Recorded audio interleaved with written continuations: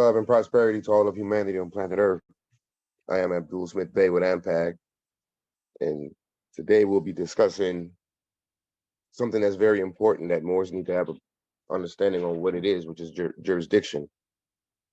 Um, Oftentimes, or most of the time, the old paradigm, the Moorish Americans um, would reject jurisdiction, American jurisdiction, while simultaneously use their laws. But that's beside the point. That's not the point of the discussion. Um, they reject, I used to reject, as a Moorish American, American jurisdiction by letting them know, or by at least trying to make the case that they have no personam or subject matter jurisdiction over me. And plus the third one, I forget what the third one is. What is it? Personam, subject matter, and territorial. And territorial jurisdiction. You can't have territorial jurisdiction because I'm home and you're not, This is Morocco, but I'm Moorish American. Wow. The things I used to say, which is what all the Moors used to say, or still say. So let's gain some clarity on jurisdiction. Because in all actuality, jurisdiction is based on really the authority of courts, right, to oversee or adjudicate cases, whether it be civil or criminal.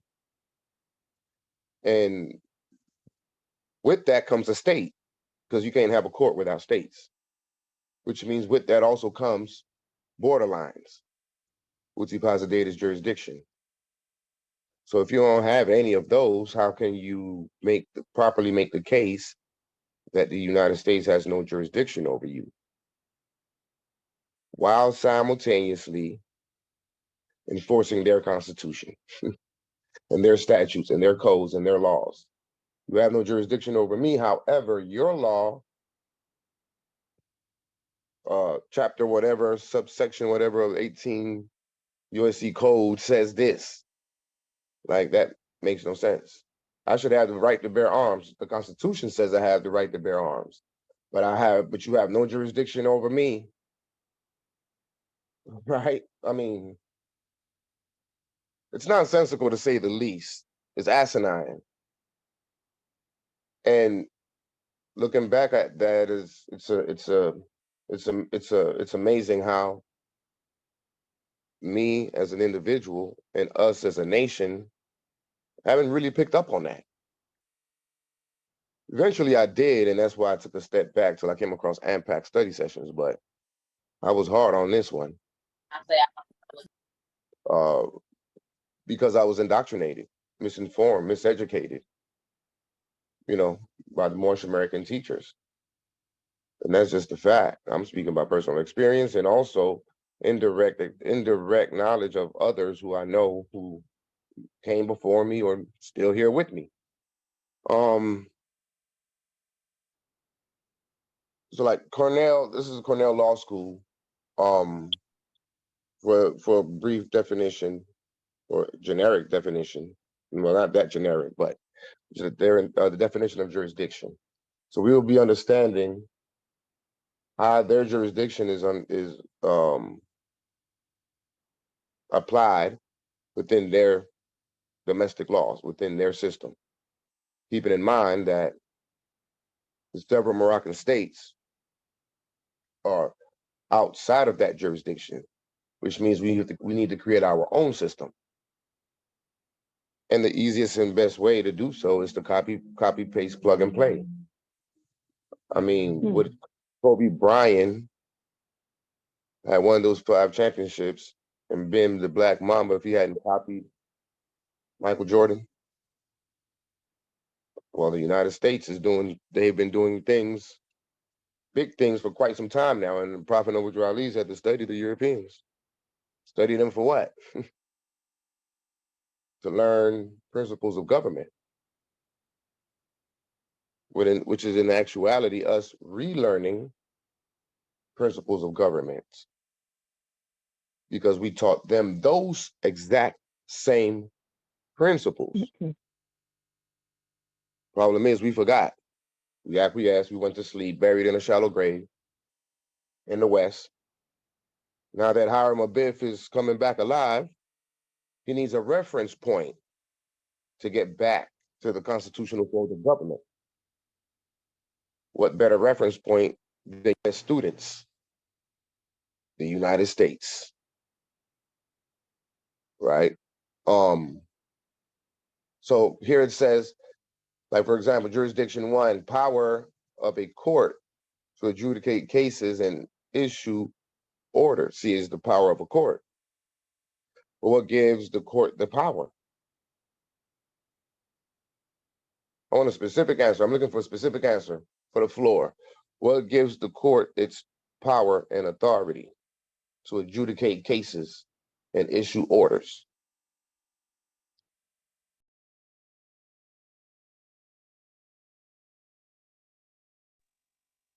Y'all can answer that. Somebody can answer. The three branches of government, preferably the legislative body. The state. Both of you guys are very close. But there's one specific answer that I'm looking for. Well, it's going to be, it'll be found in the Constitution, whatever state. Bingo. That's it. That's it. The Constitution. The Constitution. Yes, you can say the state, you can say the legislative branch, but something still needed to be in place before you had the state and the legislative branch. That would be the Constitution. The Constitution are the bylaws, or the policies, the laws of the state. Like, everything starts with a pen. It's crazy. So if the pen says that such and such is the court, then that's what it is. If the pen says that the court has X amount of powers, then that's what it is. Just like that, with the snap of a finger, or really with the stroke of a pen. That's Thanos snapping his finger.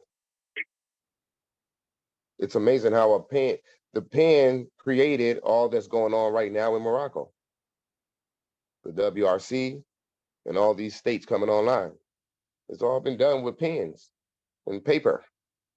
Not use of force, not war, not guns, not belligerents, not the Black Panthers, showing up at the General Assembly with shotguns, right?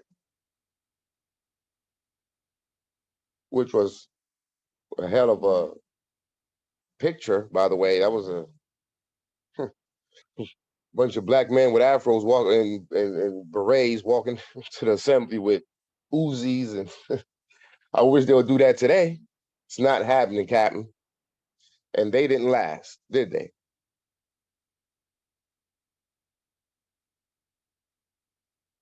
But they can't do nothing against the pen. They can do a lot against use of force, use of arms and aggression. Oh, they'll knock you down. Because they got a bunch of militias, all different types of police departments, right? They themselves are practicing and have mastered the exercise of use of force and aggression. But it's been legally done, at least to the Moors, based on Article 15, Paragraph 2 of the Treaty of Madrid. 2, territory within which a court or government agency may properly exercise its power. Properly, not arbitrarily, right? Properly, competently, the competent authority based on a properly written instrument. What's that instrument? The Constitution. Whether it be the federal Constitution or state Constitution. So earlier I'm talking about relearning what we lost by our best students, which is the United States. Okay, well, we have reclaimed, well, let's say mirror imaging them, right? You move left, I move left. You move right, I move right. It's like a basketball game. It's like playing D. You go left, I go left. You go right, I go right. You jump, I jump. You stay down, I stay down. We're interfacing them. So AMPAG is interfacing Georgia. That's my man. We holding them down on the court. AMPAG is interfacing Colorado. New Mecca is interfacing Oregon. Peru is interfacing Indiana. AMPAM is interfacing Michigan. Right? DMT is interfacing Texas. The WRC is interfacing the United States. So we've got a couple more territories to make it 50, right?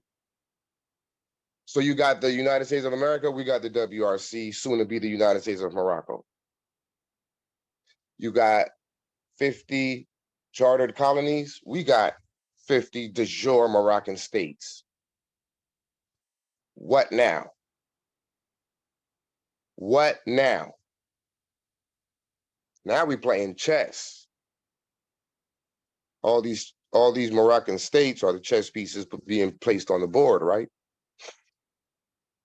Prior to that, we weren't even in the game, far less to say playing checkers. We weren't nowhere in the game because of what? Jurisdiction, which is what we're talking about today. We were in the wrong jurisdiction. This article that I'm gonna go over is gonna show y'all something. I'm anxious to get to it. We've been in the wrong jurisdiction. Prophet Noble Drew Ali told us that. Prophet Noble Drew Ali came in 1913 to tell us that we were in the wrong jurisdiction, and we didn't listen because we didn't hear him. We misunderstood what he was saying. If he said it. I believe he said it.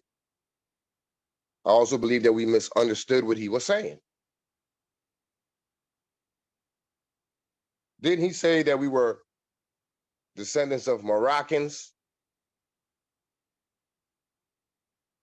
born in America? That's when he told us that.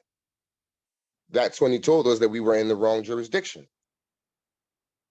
Because we're Moroccans in American jurisdiction as naturalized citizens, i.e., Moorish Americans.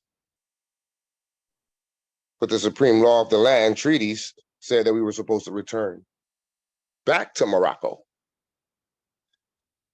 back to the proper jurisdiction. Coming back into the constitutional fold of government. Constitutional fold, meaning that you need a constitution so that then now through the constitution, you can establish, or should I say, reestablish and give full powers to your courts, your jurisdiction, outside of the cares of the world, which is their American jurisdiction. Islam, jurisdiction and overview. In fact, let me try to increase this a little bit more. Damn it. All right, cool. See this, the Zoom bars be getting in the way when you're trying to handle the computer. It messed everything up, but I got it back together. No worries. But I was trying to zoom in so you can see the words a little better. Jurisdiction and overview. One of the most fundamental questions of law is whether a given court has jurisdiction to preside over a given case. A jurisdictional question may be broken down into three components. So this is where, similar to where the Moorish Americans come in, whether there is personal jurisdiction, and keeping in mind, Black people don't do that. They just roll with it. They use civil rights laws, specifically the design for the black man. They got lawyers for them, organizations, NAACP. They better off. They have some kind of protection. If you're not rejecting the jurisdiction, then you can stand on their laws. That means that you have to accept your naturalization as a citizen. Stand on their laws as a black man, and you have a better chance of getting away with certain cases. Rather than, oh, I'm a Moorish American, you're on my land. Psychiatric evaluations, please, for this man or woman. And it's getting worse on Moorish Americans because it's clogging up the system. The Moors are going ham. If there's one thing that's beautiful about that particular movement, is that you can identify who the warriors are. The Moors that got the courage and the nerves to take it to the United States, even if they keep doing the same BS over and over and over and over again, that keeps getting them in trouble. Insanity, repeating and doing the same thing over and over without, expecting different results. We all keep going back in there saying we're regurgitating the same language, and we're still getting in trouble. But we're still doing it. Squatting, doing all kind of crazy stuff. Look at the rise of the Moors. It was beautiful to see the Moroccan flag, the Moorish flag, flying on a highway for the world to see. Unfortunately, the good brother was getting, caught up under those circumstances. But he thought proper to say, let's fly the flag. Interestingly enough, AMPAG came into the picture not too soon thereafter. Sounds like it might have been a Batman signal or something, doesn't it? Anyway, so involving the particular defendants, this is further broken down into 3 categories. In personam jurisdiction, 1, 2, in rem jurisdiction, and 3, quasi in rem jurisdiction. Latin terms. Those are subsections 1, 2, and 3, and then section 2 and 3. 2 says whether there is jurisdiction over the subject matter, whether there is jurisdiction to render the particular judgment sought. The term jurisdiction can be best understood by being compared to power.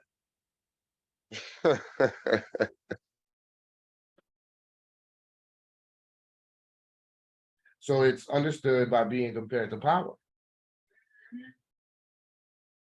So Black people, rappers, we think that the power is in the dollar. The power of the dollar. Rack it up. Get all the bags you can. Distraction. The power ain't in the dollar. The power is in the courts. What courts? Your own courts, Moroccan courts, consular court, and your own Supreme Court. We so special, we have 2 courts. That's how powerful we are. We so powerful, we require 2 courts. Each one of our states have 2, we literally have 2 courts. Keeping in mind, a court is not a building. When you hold a court session, it's exactly what it is, it's a session. You can have it on Zoom, from home. You can hold court. You can hold court on the corner. If a chief judge gets pulled over, he can say court is in session and court is in session.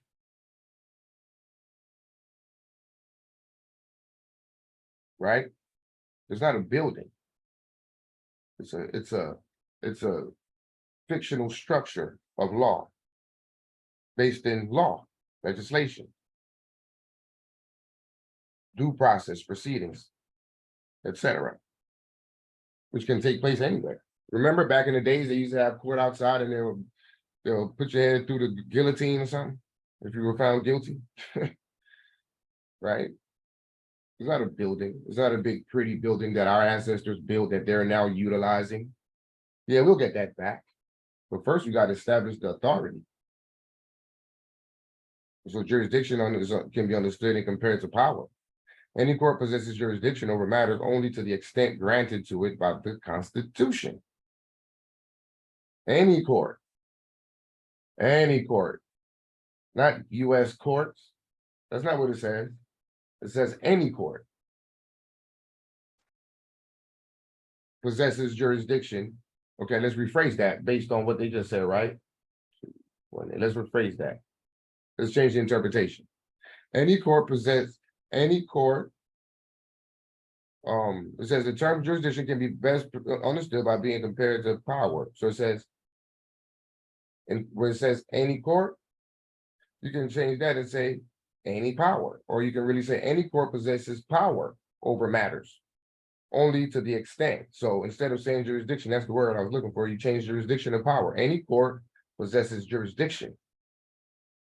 Possesses power over matters only to the extent granted to it by the Constitution. Jurisdiction and power is the same thing. That's why our judges are so powerful. And that's why they automatically come with diplomatic immunity. Judges are very powerful. And or legislation of the sovereignty on behalf of which it functions. Right?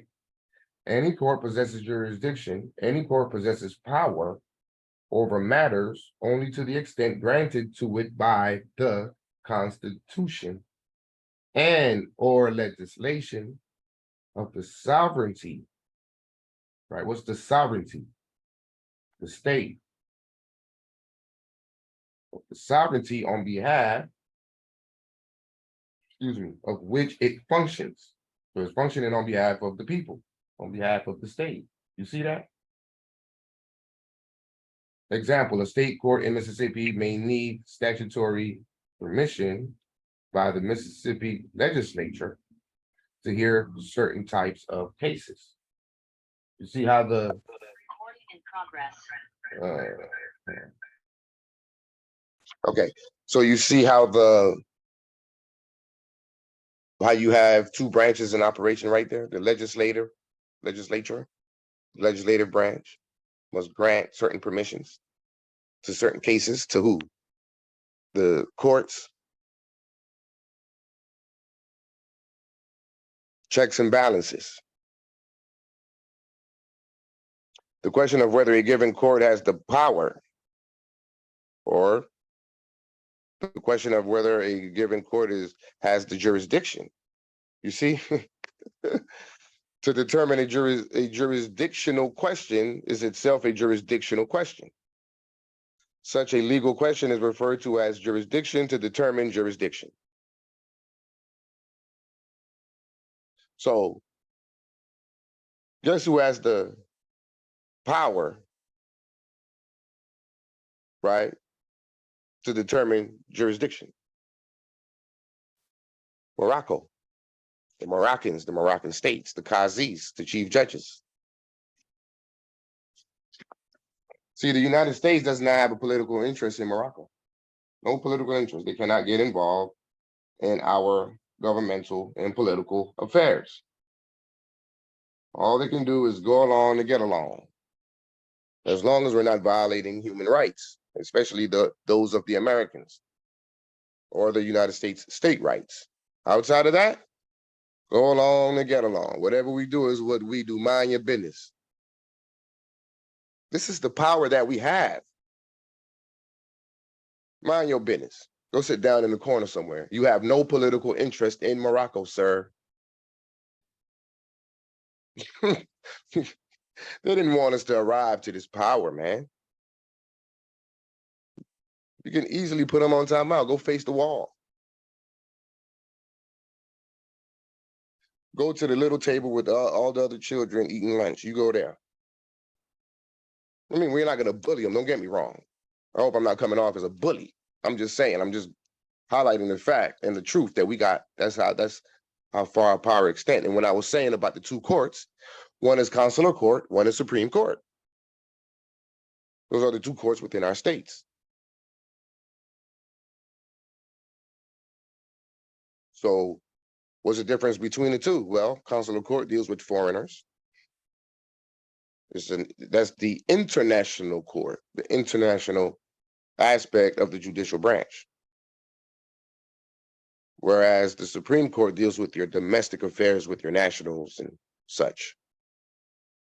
So that's why when there's a dispute between a citizen, a United States citizen, and a Moor, consular court oversees the matter. If there's a dispute between two Moorish nationals, Supreme Court sees the matter, oversees the matter. If there's a dispute between a Moorish national, Moroccan national, and a Moorish subject, consular court oversees that matter, because the Moorish subject is foreign to our state, because he's where? In the wrong jurisdiction as an American. However, the proper term before naturalization was Moorish subject or Moroccan subject and proteges. After naturalization, you became black, Negro, colored, all this stuff. Moorish, American. All right. Where was I? Okay. Subject matter jurisdiction is the court's authority to decide the issue in controversy such as a contract issue or a civil rights issue. State courts have general jurisdiction, meaning that they can hear any controversy except those prohibited by state law. Some states, for example, deny subject matter jurisdiction for a case that does not involve state citizens and did not take place in the state. And those allocated to federal courts of exclusive jurisdiction, such as bankruptcy issues, federal courts have limited jurisdiction in that they can only hear cases that fall both within the scope, defined by the Constitution, the Moore's favorite clause, Article 3, Section 2, and congressional statutes. That's one aspect of jurisdiction, right? Subject matter jurisdiction. Let me highlight that real quick. So this is what the Moore said. You don't have subject matter jurisdiction over me. That ain't got nothing to do with that. You heard what I just read. It don't say nothing about not having subject matter jurisdiction over Moorish subjects or Moorish Americans or anything like that. If they have no jurisdiction over you, then that means that you're able to tell them who your wazir, who your president, who your head of state is, who's your consul general. You ain't got no jurisdiction over me. I'm under the authority of such and such state, and such is my consul general. And according to Article 36 of the Vienna Convention on Diplomatic Relations, or should I say consular relations, I demand, Article 36, I demand the right to have access to my consul to discuss my case and come up with a proper representation. That's a whole nother type of language. That's the language that must come after you telling them you have no jurisdiction over me.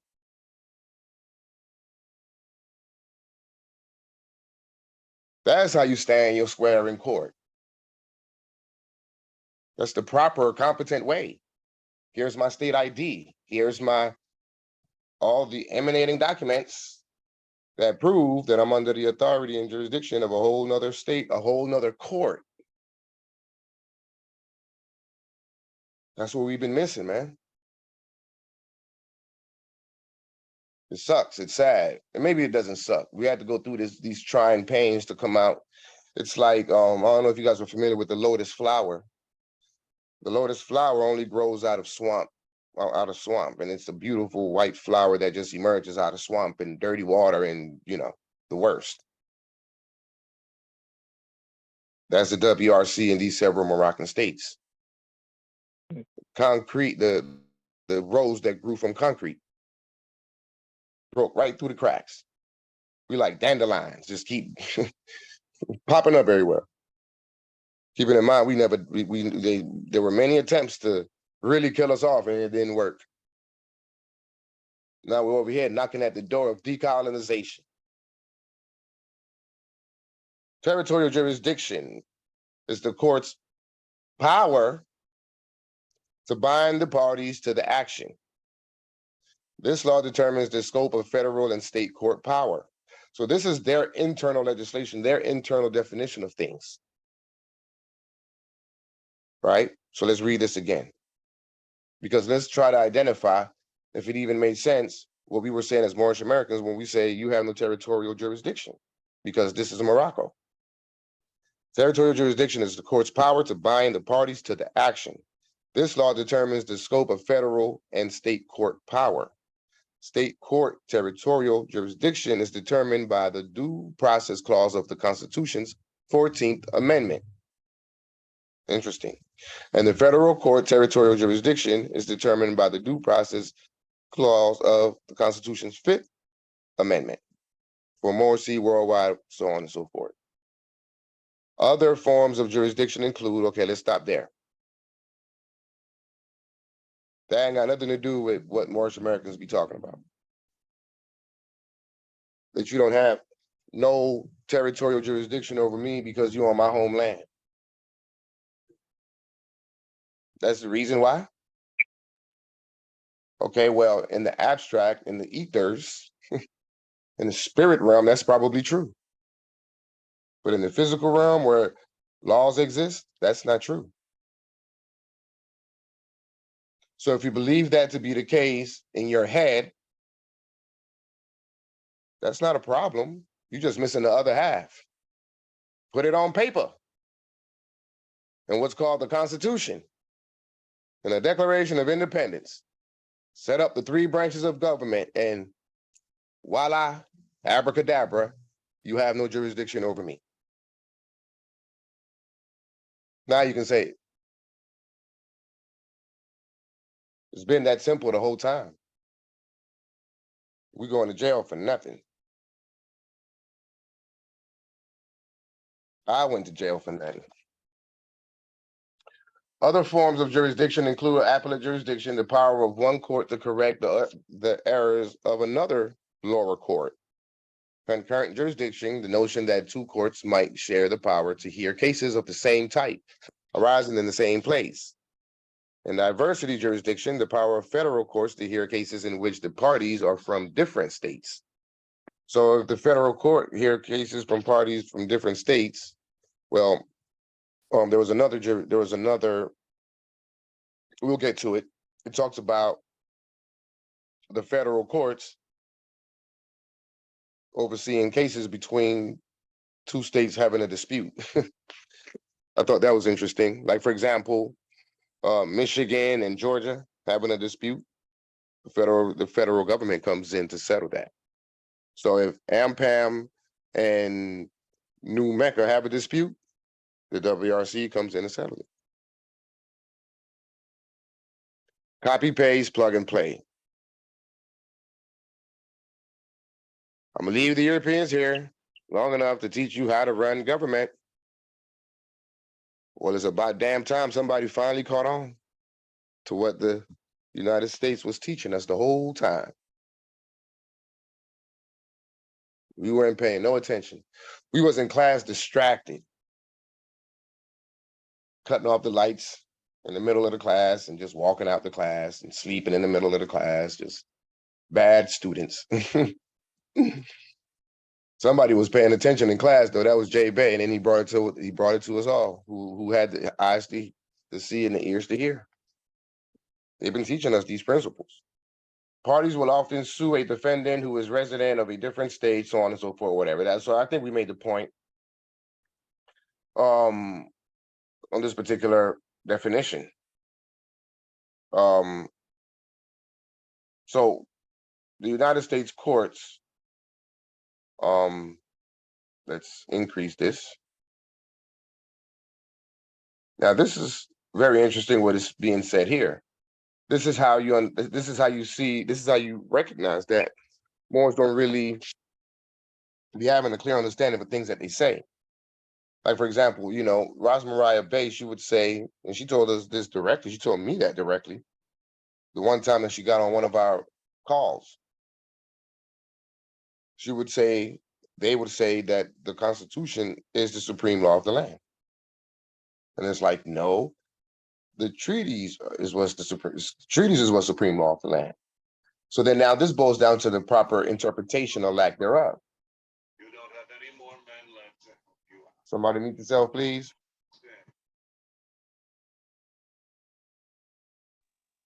Thank you. Look at what this says. The U.S. Constitution is the supreme law of the land in the United States. Did y'all catch on to that? I'll give you 5 seconds to tell me what do you think that means in comparison to treaties being the supreme law of the land. Somebody, please, I know somebody can give me an answer to that. That just means in their jurisdiction. Okay, clarify that a little bit more. You're on to something. Well, I see it like this. We are not, like you said, we create our own states. The United States has their jurisdiction. We have our jurisdiction. So their constitution is their supreme law. But the treaties are actually the world's supreme laws. I think I can give you a standing ovation. But it's I think domestic versus international. Islam. I knew somebody could have answered this. So, as a citizen, so let's clarify further. As a citizen of the United States, i.e. Moorish American, the Constitution is the supreme law of the land. So, in the case of a U.S. citizen, why is the supreme law of the land the Constitution, even though the Constitution also says that the treaty is the supreme law of the land, because the Constitution says them both? Well, because you're not a state, and only states can invoke treaty provisions, because it can only be done on an international level. So if you're going to invoke a treaty provision, you're not going to take them to the United States Supreme Court. You go to the Supreme Court because you're invoking constitutional U.S. Constitution articles and provisions and laws as a citizen. On an international level, you got to go to the ICJ. And at the ICJ, treaties is the supreme law of the land. Islam. Go ahead, brother. Brother Abdul, Yes. Make the distinction between domestic and international. And when you're dealing with international, states put their constitutions away. That's right. Somebody's been paying attention to the AMPAG study sessions. That's right. When there's a dispute between two states, the constitutions are canceled out. Now you talk treaty and other international agreements and arrangements and resolutions and such. So it goes on to say it creates a federal system of government in which power is shared between the federal government and the state government. Due to federalism, both the federal government and each of the state governments have their own court systems. Discover the difference in structure, judicial selection, and cases heard in both systems. So court structure, the federal court system versus the state court system. So the federal court system, Article 3, here we go, the Moors love it. Moorish Americans, I should say, to be more specific. Parties must be known. It's the Moorish Americans with this foolishness. The civic Moors, to be even more specific. Article 3 of the Constitution invests the judicial power of the United States in the federal court system. Article 3, Section 1 specifically creates the U.S. Supreme Court and gives Congress the authority to create the lower federal courts. That's their legislation. That's their system. And it's been done all with the pen. So the federal court system came out of nowhere because somebody wrote on paper Article 3 of the Constitution. Come on, Morris, let's get on to this. Somebody just wrote something in the Constitution, say Article 3, this is what it's going to be. And behold, just like that, the federal court system came into existence. Now, how did the state court system came into existence? The very first two words, the Constitution. It all starts with the Constitution. That's why Noble was saying we need to come back into the constitutional fold of government. I call on the true Americans, who are they, to help me bring my people back into the constitutional fold of government. That's two parties. I call on you, the true American citizen. So that's one party, to help me bring my people. My people is another party. Who is this people? The Moroccans, who fell out of the constitutional fold of government, and in doing so, lost their nationality because they became naturalized and under the protections of a foreign country. So the prophet was saying, I need y'all to help me get these people back into the constitutional fold of government so they can get back their nationality and therefore their rights, so that they will no longer be cast as undesirable and be subject to inferior treatment that others may want to bestow upon them.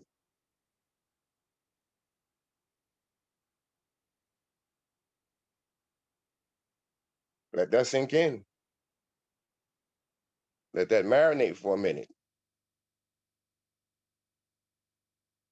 Because over 100 years now, or close to 100 or so, the Moors are still in a status where they're cast as undesirable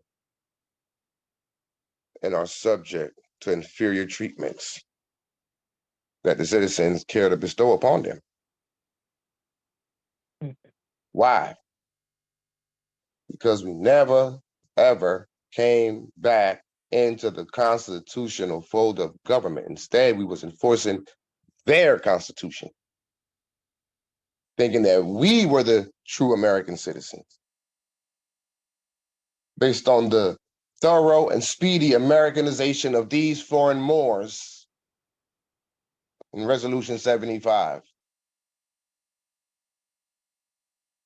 And the sellout group that was complicit in such a sellout was the Moorish American Society of Philadelphia, ETC. But we can't speak for ETC, whoever they may be. There's many others. We can point to one in particular because their name came up in legislation. That's the documented evidence. Back to the point. The court, the Constitution, and laws of each state established the state courts. They didn't say nothing about brick and mortar buildings establish a state court. Or you put up a building. Okay, you put up a building to be the court. Perfect design. An ancient format and all. But you ain't got no constitution. Conversely, you can have a constitution and no court. No building, I should say. So how can we have a consular court without a state? How can you be the consul general of consular court of Morocco if it doesn't come through a state? It's nonsensical and asinine. It's out of sequential order. Keep doing things out of sequential order. A court of last resort, often known as Supreme Court, is usually the highest court. Some states also have an intermediate court of appeals. Below these appeal courts are the state trial courts. Some are referred to as circuit or district courts. So that's the state level, right? So then it goes on to say, Congress has used this power to establish the 13 U.S. Courts of Appeals, the 94 U.S. District Courts, the U.S. Courts of Claims, and the U.S. Court of International Trade. U.S. Bankruptcy Court handle bankruptcy cases. Magistrate judges handle some district court matters.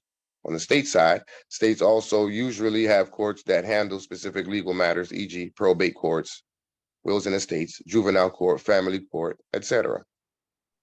So this is their right. Parties dissatisfied with a direct So we're still on the left, the federal court system.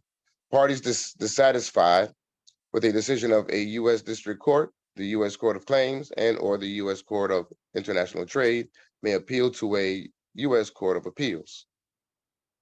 Parties dissatisfied with the decision of the trial court may take their case to the Intermediate Court of Appeals. That's on the state level. A party may ask the U.S. Supreme Court to review a decision of the U.S. Court of Appeals, but the Supreme Court usually is under no obligation to do so. The Supreme Court is the final arbiter of federal constitutional questions. Parties on the state level, parties have the option to ask the highest state court to hear the case. Right? Selection of judges. Okay, let's look at types of cases heard. So on the federal court side, cases that deal with the constitutionality of a law. Right? Cases involving the laws and treaties of the U.S. Treaties. So now you're talking about the federal question. So whenever, if a deputy of, Henry County in Georgia jurisdiction detains a national, that becomes a federal question because the United States is the responsible party based upon the treaties. So therefore, it must be dealt with on a federal level because now you're talking treaties and international law. Why? Because we're talking two separate jurisdictions. Period. Cases involving ambassadors and public ministers. Disputes between two or more states. You see? That's what the WRC does. Deal with disputes between two or more states. Moroccan states, that is. In this case, they're talking about there are several states. They're chartered colonies. They also oversee admiralty law, bankruptcy, and habeas corpus issues. The state court system, most criminal cases, probate involving wills and estates, most contract cases, tort cases, personal injuries, family law, marriages, divorces, adoptions. State courts are the final arbiters of state laws and constitutions. Their interpretation of federal law or the U.S. Constitution may be appealed by the U.S. Supreme Court. The Supreme Court may choose to hear or not to hear such cases. So this is their system, right? So now we understand their jurisdiction. See, this is their jurisdiction. Where is our jurisdiction? All right, well, let's find out about that.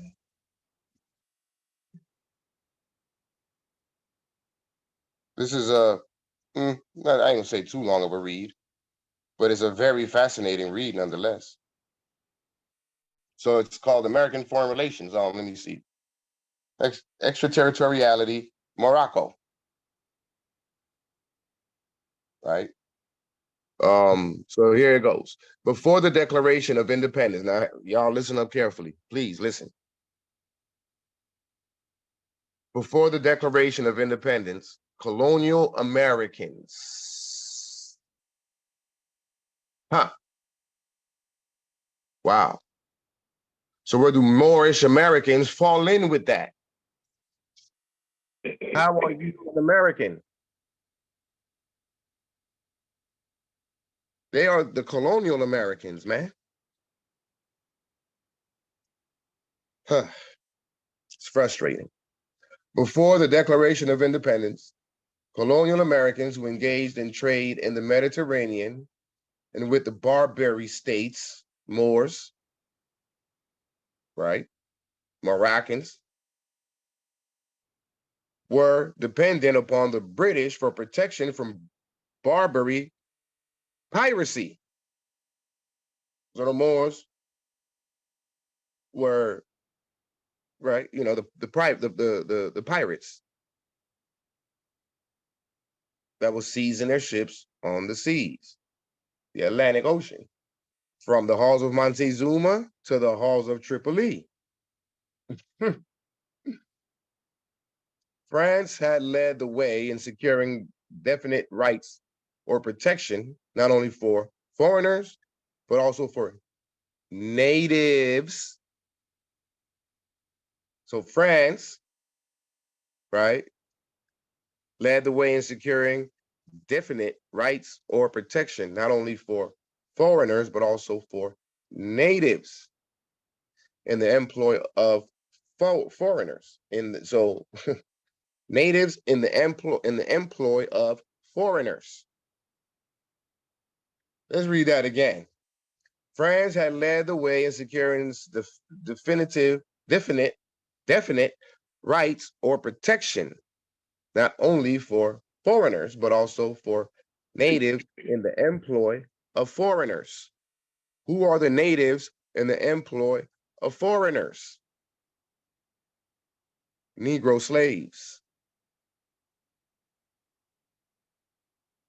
The first treaty granting these privileges was concluded between Morocco and France in May 1767.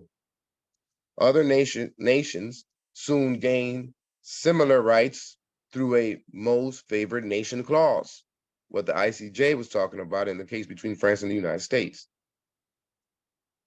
When the United States declared its independence in 1776, England withdrew its admiralty passes to prevent the plundering of American ships. The Americans had their ships. That's the other jurisdiction. America is another jurisdiction, Morris.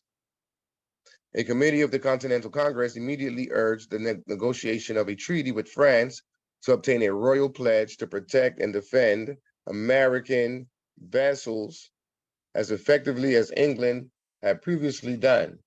Although Louis, was that 16, promised in the Treaty of Amity and Commerce between the United States and France, signed on 6 February 1778, to interpose. And by the way, Louis the 16th back in the 1700s was more than likely a Moor. Side note, signed on 6 February 1778 to interpose with the Barbary states for the benefit, convenience, and safety of his American ally. This agreement proved to be of little value. After the American Revolution, the U.S. Congress took the initiative to establish direct contacts to secure the protection of American ships and seamen in the Mediterranean area. In May 1784, Thomas Jefferson, John Adams, and Benjamin Franklin were commissioned to negotiate treaties with the Barbary states. When an American ship, the Betsy, was seized by Moroccan pirates. Read that again. When American ship, the Betsy. So now we got to do some research on who the hell the Betsy is. Because I ain't never heard that one. When an American ship, the Betsy, was seized by Moroccan pirates and taken to the port of Tangier, where the diplomatic body was for the empire, the commissioners authorized Thomas Barclay, the U.S. Consul General at Paris, to go to Morocco. This is 1776, so there's no confusion about no kingdom. To go to Morocco and act as their agent to conclude a treaty with Morocco. Barclay's mission was successful. In 1786, he signed an agreement with Sultan Sidi Mohammed, which was ratified by Congress on 18 July 1787. This treaty, which established the basis for American extraterritorial rights in Morocco, was modified and renewed in 1836 and again in 1886 and remained in effect until 1956. That's not true. It's still in full effect. The only treaty that ended in 1956 was the Treaty of Fez.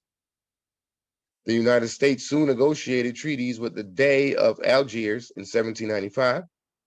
Okay, so if Prophet Noble Ali wasn't dealing with international affairs, how he know about the Deys to tell you that you was a Dey? The United States soon negotiated treaties with the Dey of Algiers in 1795, with the Sultan of Tripoli in 1796, and with the Dey of Tunis in 1797. It did not relinquish these until 1912, when it became a colony of Italy. But neither the treaty with Morocco nor those concluded with the Barbary states provided protection to American commerce. Tripoli declared war on the United States in 1801, and hostilities ensued with the Barbary pirates until 1816. So we was going at it with the Americans. Not like in early 1800s.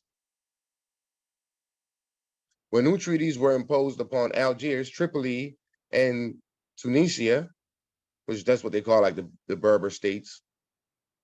Following the War of 1812, the United States was no longer harassed by piracy in the Mediterranean. And guess who was fighting on behalf of Americans? Moors, Moroccans. We've always had their back, if you will. But they talked about being victims of piracy by the Moroccan pirates. Really? Yeah. Moroccan pirates were Moroccan. Those Moroccan pirates are Moors. They're not the pale Arabs that you see at the kingdom today. In the Islamic countries, the protectorate system created serious difficulty. Under bilateral treaties, European consuls obtained both almost complete jurisdiction over the persons and properties of their own nationals, and the right to offer this protection to anyone they employed. See? Jurisdiction. European consuls obtained both almost complete jurisdiction. Let me rephrase that based on what we learned earlier. European consuls obtained both almost complete power over the persons and properties of their own nationals, right? These persons were not subject to local law and were exempt from all personal or direct taxation or forced levies. The system lent itself to abuses, since many local citizens gladly paid large sums of money to secure these exemptions. Foreign consuls found the selling of protection, so they were selling protection. Foreign consuls found the selling of protection an excellent way to augment their incomes, I bet. As early as 1859, okay, so I didn't say 1959, did I? That article does not say 1959, does it? It says 1859. As early as 1859, the Moroccan government that we lost came out of that constitutional fold of government, became naturalized, and under protections of a foreign country. Prior to that happening, we had Moroccan governments. It was resurrected officially, for the record, as law in the Treaty of the Act of Algeciras of 1906. First, with the right of protections of 1880, because remember, you had to first come back to the jurisdiction of Morocco. You had to choose between entire submission to the laws of the empire to then reenact Moroccan states or reestablish Moroccan states, Moroccan governments to be exact. So let's read this again. Foreign consuls found the selling of protection an excellent way to augment their incomes. As early as 1859, the Moroccan government demanded more careful regulation of the protectorate system. Complaints were also voiced against the unwarranted interference by consuls in the local courts. Efforts to remedy the situation were made in 1877, when the Sultan sought to limit and control the extent of foreign protectorate claims and to obtain the return to Moroccan jurisdiction of Moroccan subjects who, after naturalization in a foreign country, have returned to live in Morocco.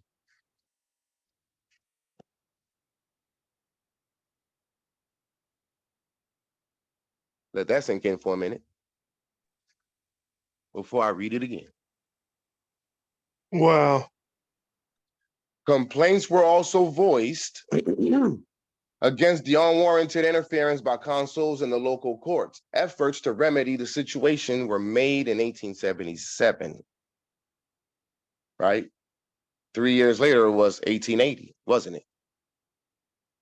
So that means that the due process or the enactment of the treaty began in 1877, the right of protections in Morocco. Efforts to remedy the situation were made in 1877 when the Sultan sought to limit and control the extent of foreign protectorate claims and to obtain the return to Moroccan jurisdiction. What's this class today about? Jurisdiction of Moroccan subjects who, after naturalization in a foreign country, had returned to live in Morocco. Black people would have read that language and wouldn't have understood what in the world they're talking about, because they don't see themselves as Moroccans. They don't even know that, not even as a possibility. For Black people, it's a possibility that you're African. It's a possibility that you're from Yoruba. It's a possibility that you're from Jamaica. It's a possibility that you're from everywhere else. It's a possibility that you might be Cherokee. It's a possibility that you might be a hairstyle, i.e. Afro-American. It's a possibility that you might be even an American. But the word Moroccan is not even in our language to even consider. And if it does cross our mind, it's based on what we think are the Moroccans in the Kingdom of Morocco. But we've never seen ourselves as Moroccan. And for the most part, neither the Moorish Americans. They have been indoctrinated and brainwashed, and they've been worked into the mindset of an American. They are proud Americans. It was a Moorish American who wrote that song. And I'm proud to be an American. Yeah. It was a Moorish American. It was somebody from the Moorish American Society of Philadelphia who wrote that song. They're proud Americans. They can't see themselves as Moroccans for the most part. Many of them don't. But you heard what I just read. So the Moroccan Moors who are studying international law and statehood catch right on to that. Oh, yeah, okay. Oh, you're referring to the Treaty of Madrid, Article 15, which is a mandate or a ruling. So it says it right here. The Sultan wanted to obtain the return to Moroccan jurisdiction of Moroccan subjects. But they don't say nothing about Black people, Negroes, colors, African Americans, Moors. They don't say none of that. It says Moroccan subjects.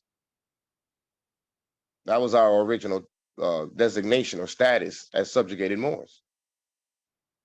But the discussion with the diplomatic corps brought no agreement, and the United States, while expressing its willingness to remedy the abuses, insisted that naturalized citizens were equal to native-born citizens, and therefore not subject to Moroccan jurisdiction if they returned to that country. That's what they tried to basically tell the ICJ. And the ICJ told them to kick rocks on that one. We returned to Moroccan jurisdiction. We in Moroccan jurisdiction, and we don't need your permission.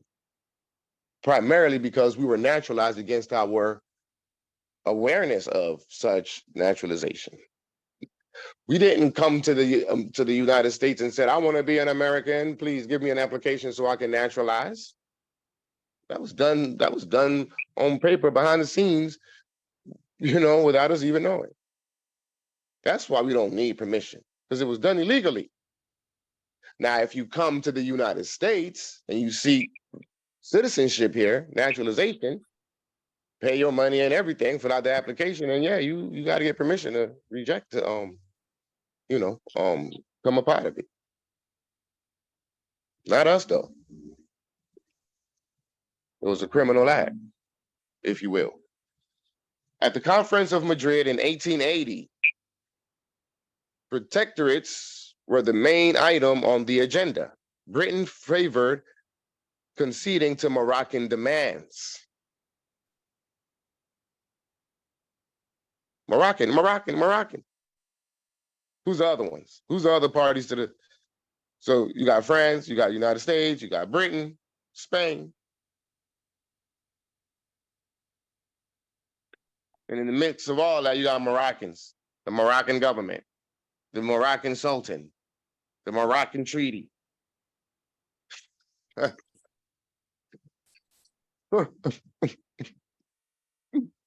reference points are just too strong, man. Ain't no Moorish American tell me nothing about nothing. I'm past that. We're past that. We're on a different degree, on a higher degree of jurisprudence. It's called international law. Y'all stuck on domestic law, United States law, UNC codes and stuff. Sad. The conference adopted the French point of view, and the Convention of Madrid not only validated the protect. Somebody mute your mics, please. Where was that? The conference adopted the French point of view, and the Convention of Madrid not only validated the protectorate system, but also by clarifying, defining, and legalizing the situation, strengthened it by converting the former bilateral treaties and single consular agreements into an international convention. After the Madrid Convention, an orgy of protection selling began. Wow. And the protection problem became linked to political penetration. Wow, they were selling protection. During the latter decades of the 19th century, imperial rivalry steadily exerted a profound impact on extraterritoriality. As European powers pressed to partition Africa and carve out their colonial empires, the danger of the dismemberment of Morocco became increasingly ominous. In 1871, the Sultan of Morocco, fearful that his country might be partitioned by European countries, offered to place his entire nation under an American protectorate. Although refusing to accept the offer, the State Department proffered its friendly offices to prevent such an act. To forestall dismemberment or the establishment of hegemony in a region by any one power, and at the same time ensure the maintenance of treaty rights and extraterritoriality, and at the same time to ensure the maintenance of treaty rights and extraterritoriality, the United States espoused the creation of international settlements such as that in Shanghai, which had been set up in the 1850s, and the open door policy. Political and economic competition among the European powers intensified efforts to maintain and broaden extraterritorial rights. In Morocco, particularly, a decisive shift occurred from concern with persons and property to an interest in economic exploitation and trade. The Moroccan crisis. Who's the Moroccans then, if it ain't us?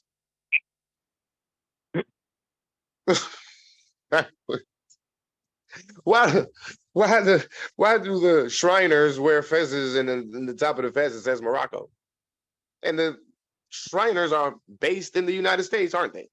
They're not based in the Kingdom of Morocco. They're based in the United States. It was founded in the United States. Islam, brother. Go ahead. There's always been. This is a Sheikh in Vita, California. It's always been a mystery of the disappearing Moroccan people, right? That's been the problem for the last, as far as we can remember. They appear in the history books at 7-Eleven, and they end in the late 1400s, and they don't reappear until around now, right? Until Noble Drew Ali, and then they never get their just due. So yeah, we know who we are. It's just that the history books don't reflect it. So you're exactly on point, Islam. Wow. Well, we know who we are, but generally speaking, we do. The people don't know who they are because, like what you said, the history books don't reflect it. No book reflects it. Nothing reflects that. That's the great Masonic secret. Moroccan nationality and what happened. Who are these people that Martin Luther King said that, I quote, the Negro is languishing in the corners of American society where he finds himself exiled on his own homeland? Who are those people? And what is the home? What's the name of the land that's being referred to as the homeland? So the people don't exist, and neither does the name of the land. Because if we knew that the name of the land was actually Morocco, it would be easy. Oh, Moroccans. Oh, it would have been an epiphany, right? An aha moment. Because the people is named after the land, and the land is named after the people. Koreans are not Chinese, and Japanese are not Koreans.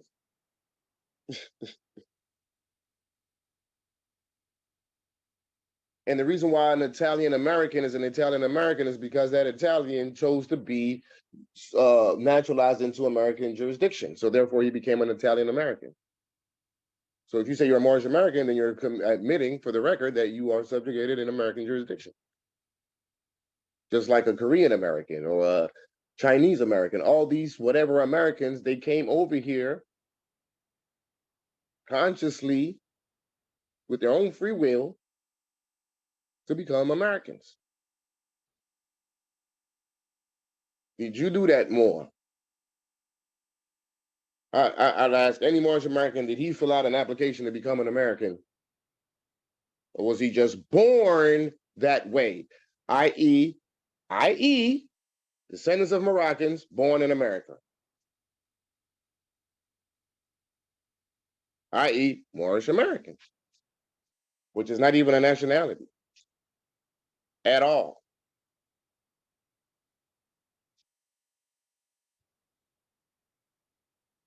It's sad.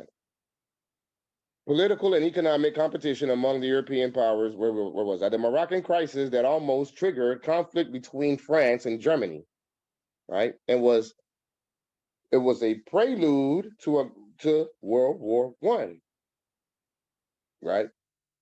Was occasioned by Germany's desire to prevent French economic control of that country, right?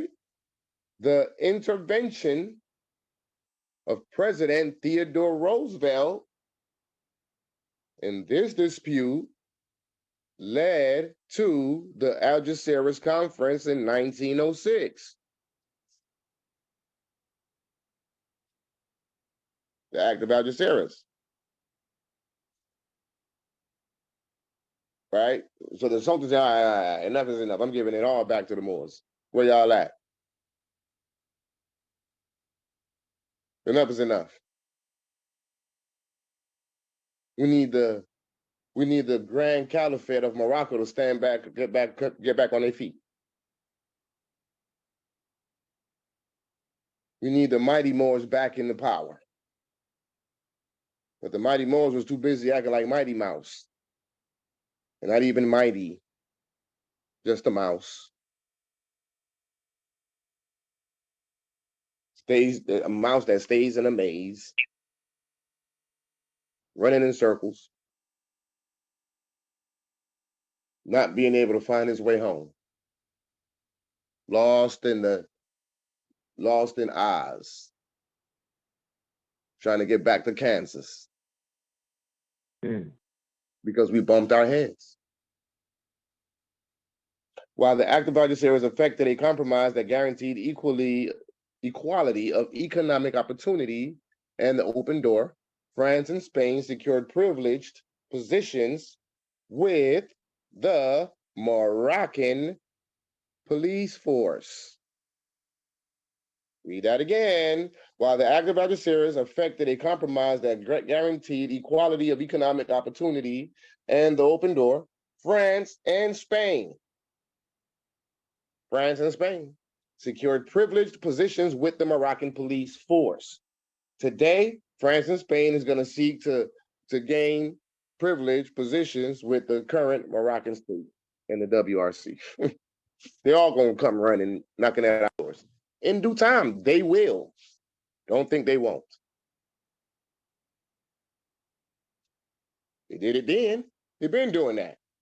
But at the time when they were doing it, we weren't even necessarily the competent authority, not officially, because it was being ran by the Pale Arabs anyway, the sultans and such. But in good faith, though, I must say and give honors to them, because in good faith, they did keep us alive on paper through these treaties. So props for that. We got, you see, the Sultan said that, you see, the article said that the Sultan was wanted the Moroccan subjects to come back to Moroccan jurisdiction.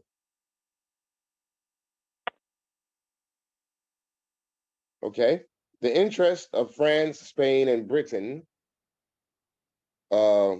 converged on Tangier, which overlooks the Strait of Gibraltar. England and Germany, so look at that. France, Spain, Britain, England, Germany, all colonists. The signatory powers of the Act of Algeciras, the multilateral treaty, the Act of Algeciras and the Treaty of Madrid, which the Treaty of Madrid states that all these states belong to the Sultan. They signed it. So that means France, Spain, Britain, England, Germany, et cetera, belongs to the Moroccan Empire. Okay. England and Germany strongly favored internationalization of Tangier, but France resisted this proposal, insisting on French and Spanish preponderance. Following the Act of Algeciras, France swiftly took steps to establish a protectorate over Morocco. Right? That was like 6 years after. 1906, Act of Algeciras, 1912, Treaty of Fez. Germany attempted to counter this move by dispatching a gunboat. The Panther. Look at that. They call it the Panther. The Agadir to protect German interests. This action in 1911 precipitated a second Moroccan crisis. Moroccan governments, Moroccan subjects, Moroccan. Okay. But again, a compromise was reached. In a Franco-German accord concluded in November 1911, Germany conceded France a free hand in Morocco in exchange for a sizable slice of the French Congo. Right? They wanted a sizable size of the French Congo, i.e., the colonization of Congo, the country in Africa or whatever. It's crazy. After firmly establishing its position in Morocco and working out arrangements with Germany and Spain, France agreed to cooperate in the creation of an international regime for Tangier, modeled on the International Settlement of Shanghai. A statute was finally approved by most of the Algeciras powers by November 1914. The American extraterritorial treaties with Morocco,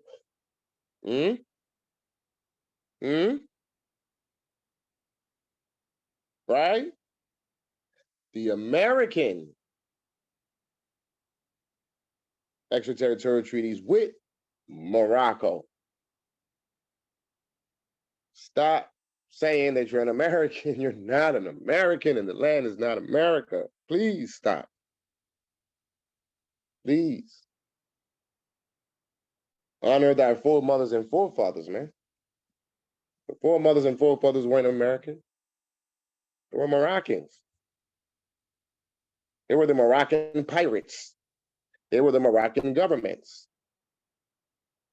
They were even the Moroccan subjects. It's like we cover all bases: subjugation and being in power. I mean, that kind of, At the same time, while there was Moroccan governments, there was Moroccan subjects. That's the difference with today. That's the main difference with today. Because at the time, there was a Moroccan state government somewhere that you can go back and pledge to, i.e., return back to Morocco. This was in 1880. At the time, the empire was still in full swing, and obviously there was Moroccan governments and Sharifian authorities and such, the Moxins, that you can go petition. That's why Article 20 of the Treaty of Peace and Friendship was talking about all matters, disputes must go through consular court, because the consular court was in existence all through the whole time, until 1956, during the time of the Prophet, during the time of CM Bay. The empire was still in full swing with consular court. So it was shut down in 1956 after the empire was put in a shallow grave, because in 1956 is when they reemerged as the Kingdom of Morocco. That's why the Sundry-Free Moors is not a good example to use for today's time, because the empire was still in full swing at the time. This was in 1790, man. So you see, there were slaves, but the empire was still in full swing. There was Moroccan governments, Moroccans in power, Moroccans subjugated, all at the same damn time.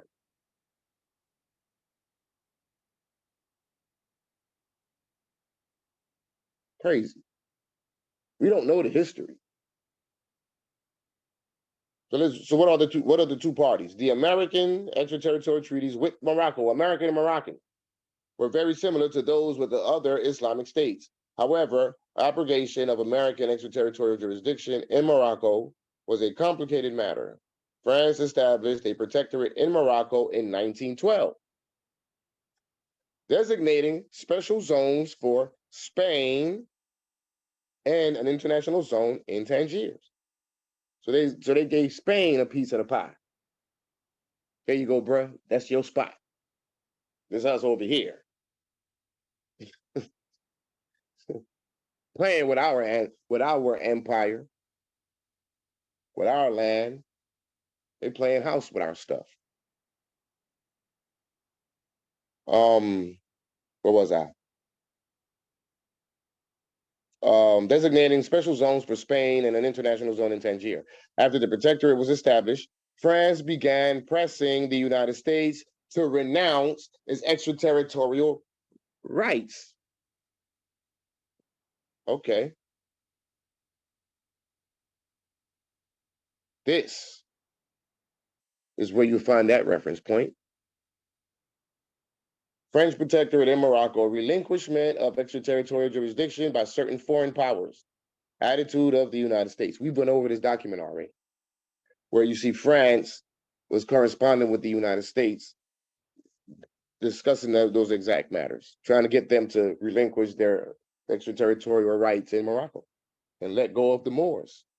It is our job, according to Article 12, or should I say, Article 6 of the Treaty of Fez. In fact, where is it? Let's just pull it up.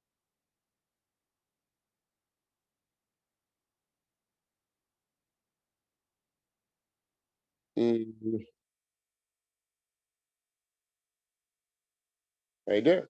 Protectorate treaty between France and Morocco. Signed at Fez, 1912, March 30, 1912. The government of the French Republic and the government of His Sharifi Majesty desire of inaugurating a regular regime in Morocco based upon internal order and general security, which will make it possible to introduce reforms and to ensure the economic development of the country, have agreed upon the following. So what did they agree upon? Article 6 is what they agreed upon. The diplomatic and consular agents of France shall be charged with the representation and protection of Moroccan subjects and interests abroad. This is what they agreed upon. And that's what's discussed here between France and the United States. We already went through that document. I remember. So this is what it's talking about. So France began pressing the United States to renounce its extraterritorial rights in Morocco. And it was pressing everybody all across planet Earth because they got their hands on that Excalibur, the pin to the empire.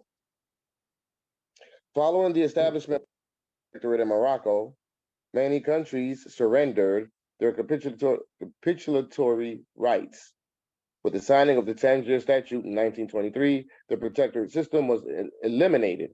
England was the last of the signatory powers to formally renounce its rights of protection and all capitulatory rights in a 1937 accord with France.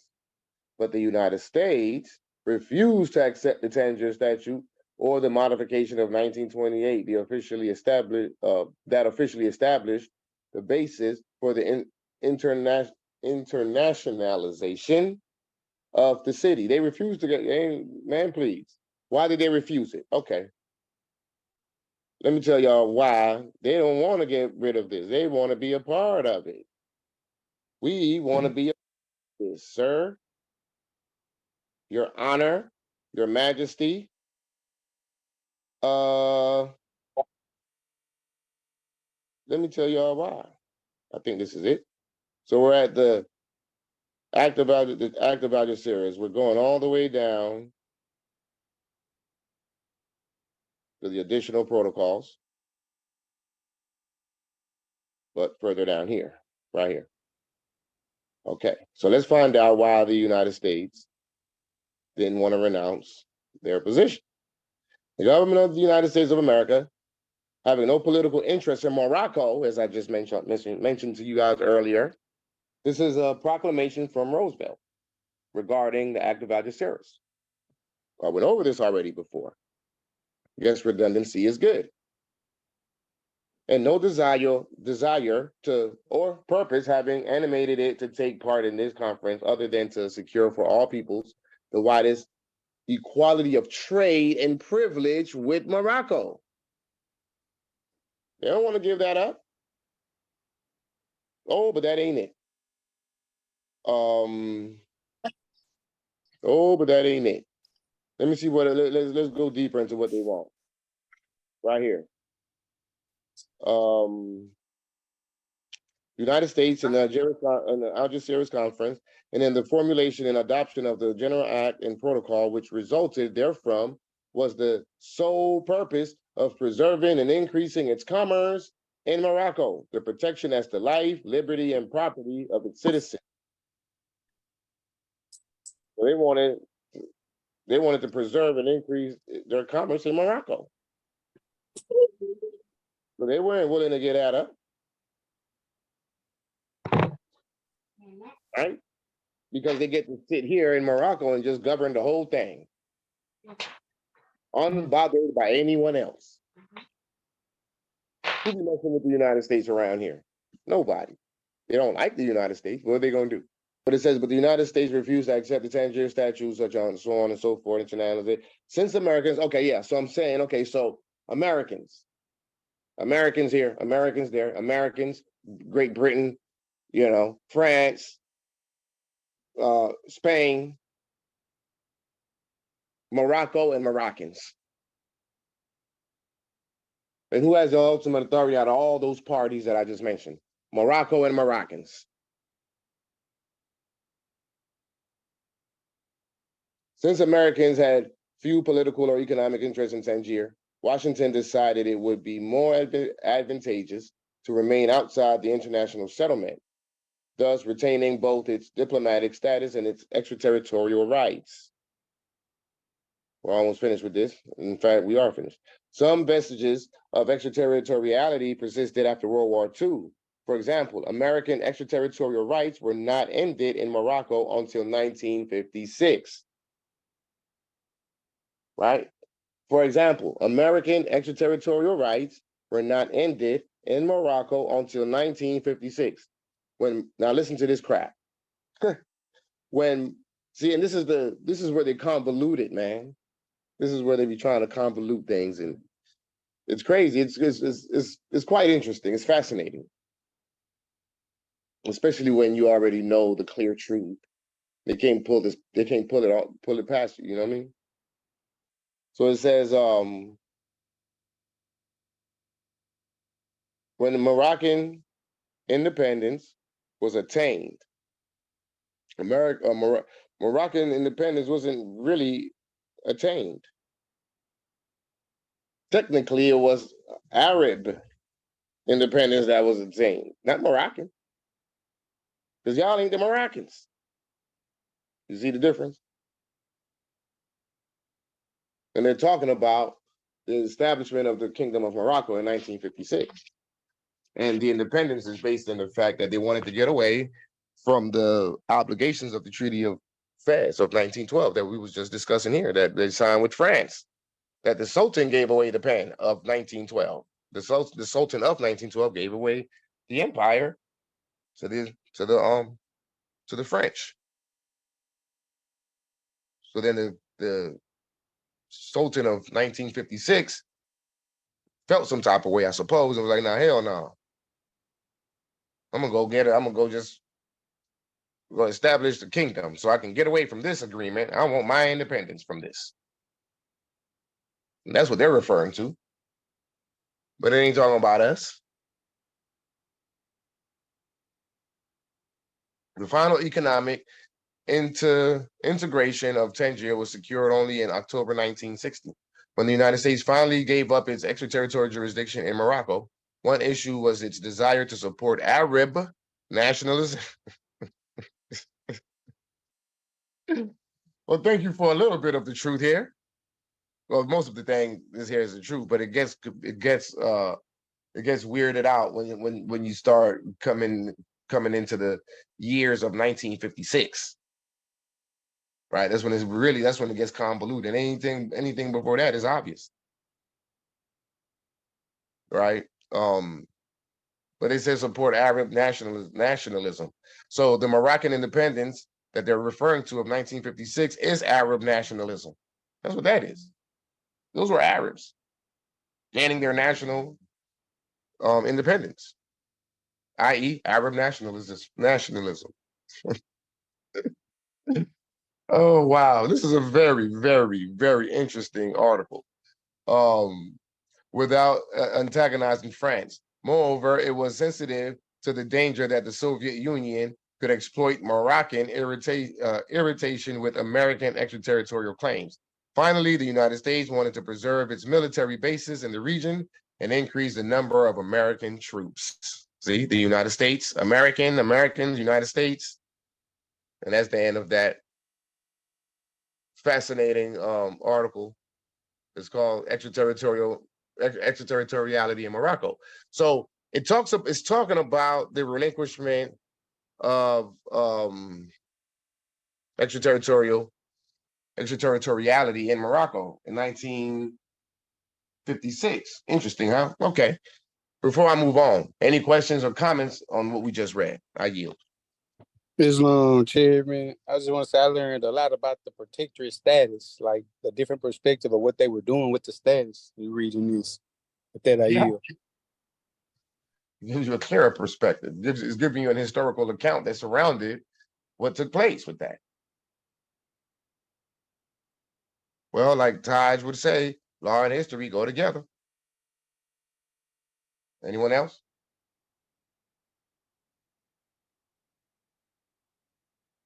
All righty. Well, let's go here. Let's go here first.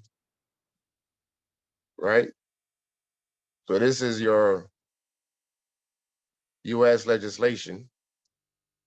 Increase it here. Oh, what's going on here? Okay. Let's try to increase it. So what is this? Title 22, Foreign Relations and Intercourse. We've saw this before. We went through this before, previous classes. So we're looking at chapter 2. So it's what?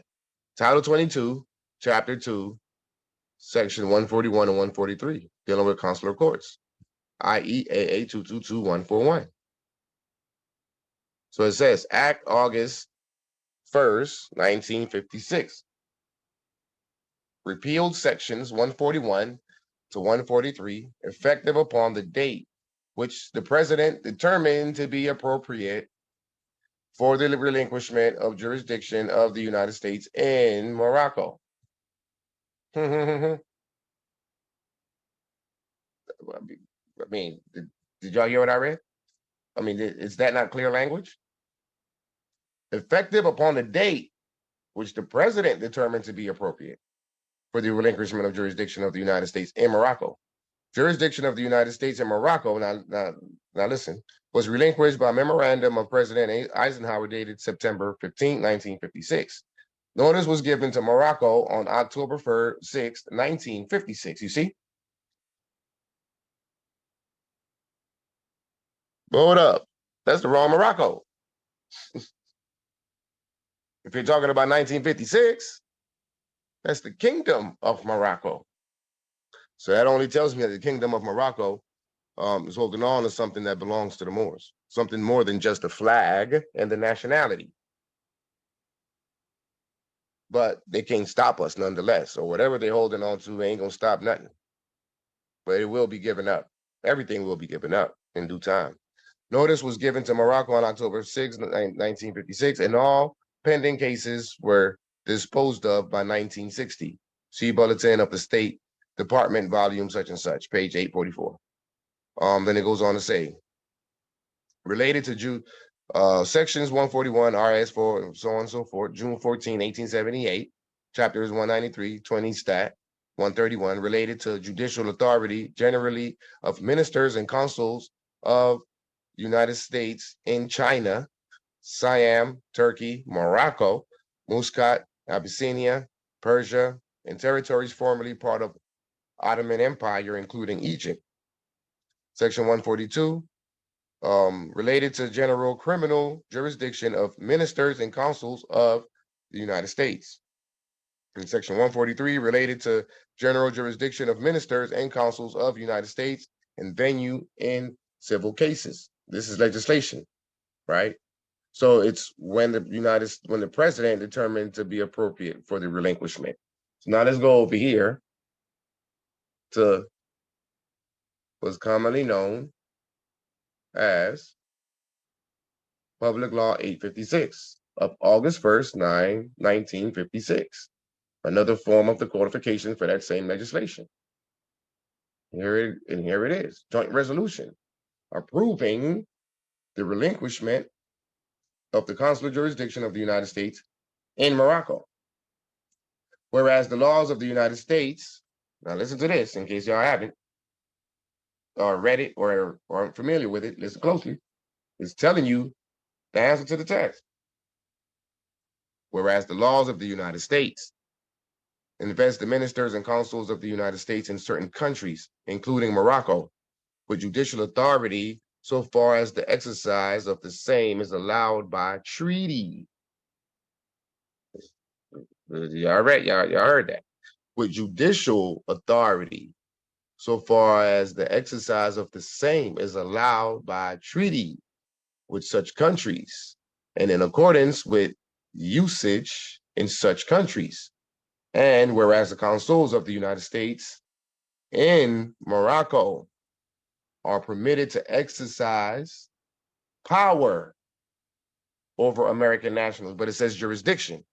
But then we learn that jurisdiction is power and power is jurisdiction, right? Over American nationals. What are American nationals? Well, their own people, but also those who have been naturalized. But let's continue reading. Under the treaty between the United States and Morocco signed September 16, 1836, and the Act of Algeciras signed April 7, 1906, and the exercise by custom and usage, the same jurisdiction or power over subjects of Morocco or others who may be designated as proteges under the Convention of Madrid signed July 3rd, 1880. This is in their legislation. It's been about the treaties the whole time. Okay, so you see that in legislation, the United States is pointing out that they're gaining their authority from the Treaty of Peace and Friendship, the Treaty of Madrid, and the Act of Algeciras. Okay, let's go back to my favorite reference point. Give you the favorite reference point.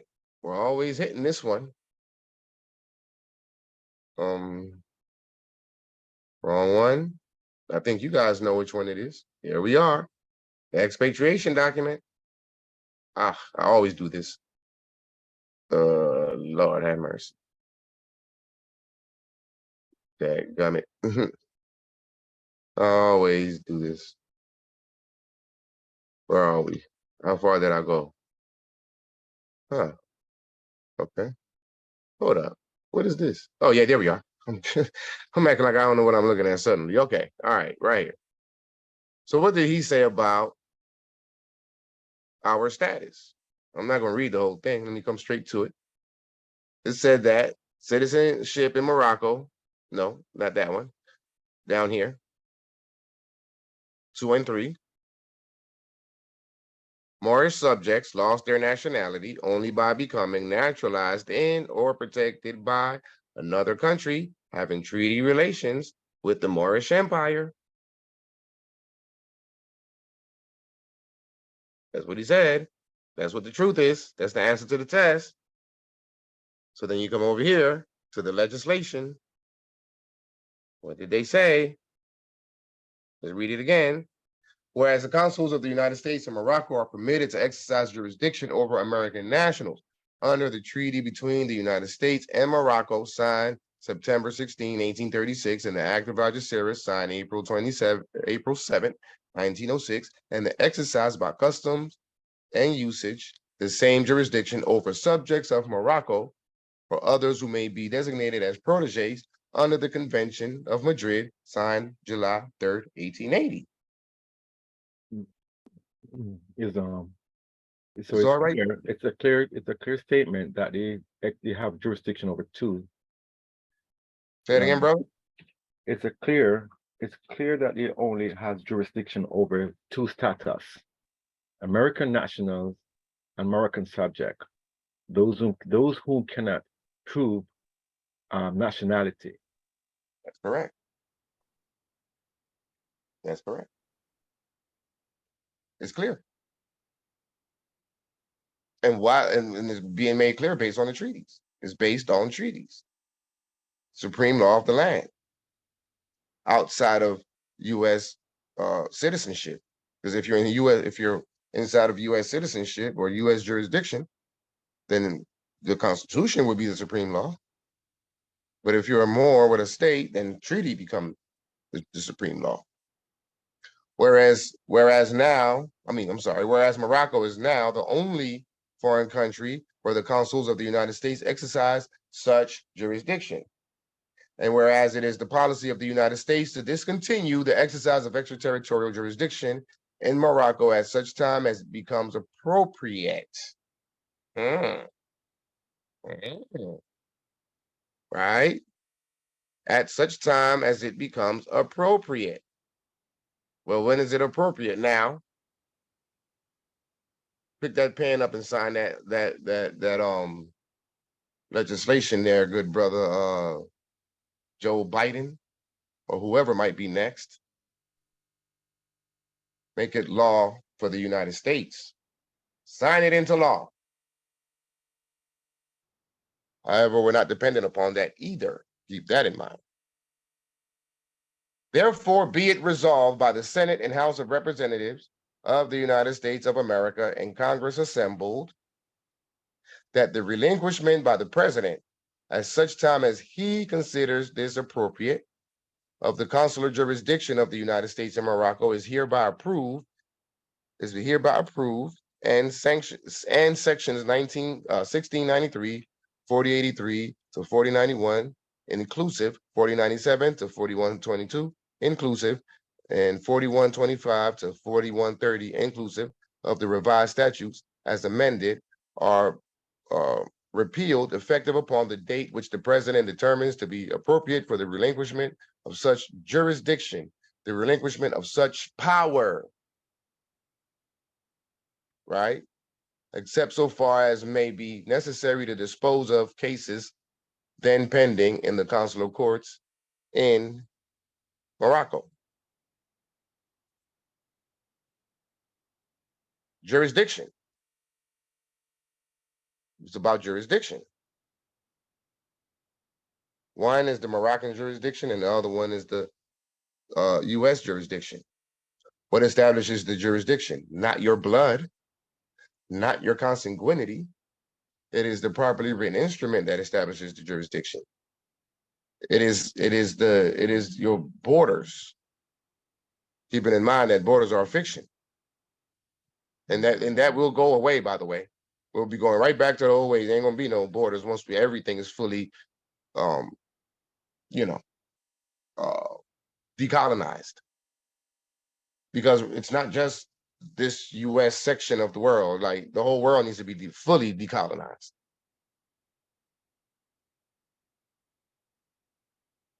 That's the battle. That's the fight. Let's hit this real quick. Office of the Historian. Foreign Relations in the United States, 1955, 1957, Africa, volume, what's that? 18. Let's see what this says. And this is the final read. Then we'll go into Q&A discussion, and then we'll close out. Memorandum from the Assistant Secretary of State for Near Eastern, South Asian, and African Affairs, Allen, to the Secretary of State. Washington, January 5th, 1956. Subject: announcement of the United States' intention to terminate rights of extraterritorial jurisdiction in Morocco. Oh, yes, an announcement. Okay, let's hear it. Let's see what they're talking about. Discussion. On December 31st, 1955, in the course of a press interview, Abdurrahim Bouabid, Minister of State without portfolio in the new Moroccan cabinet, right? The new Moroccan cabinet, that's the old, the kingdom, right? And leading nationalist member of the delegation, which will shortly begin negotiations with the French for Moroccan independence, right? Seeking independence from the Treaty of Fez, called for the end of legal privileges still enjoyed by Americans in the protectorate. He is reported to have said that capitulations are incompatible with Moroccan independence and that American citizens should cease to continue a judicial minority or juridical minority. The rights of extraterritorial jurisdiction in question were given to the United States by Morocco in the Treaty of 1836. You see the convolution? We're not talking about the same authority. The authority of 1956 and the authority of 1836 are two distinct ones, two different legal personalities. One is the empire, the other one is the newly formed kingdom, which is less than an empire. So up here, we're talking about 1956, which means we're talking about the kingdom. And now here we're talking about 1836, which means we're talking about the empire. You see the foolishness?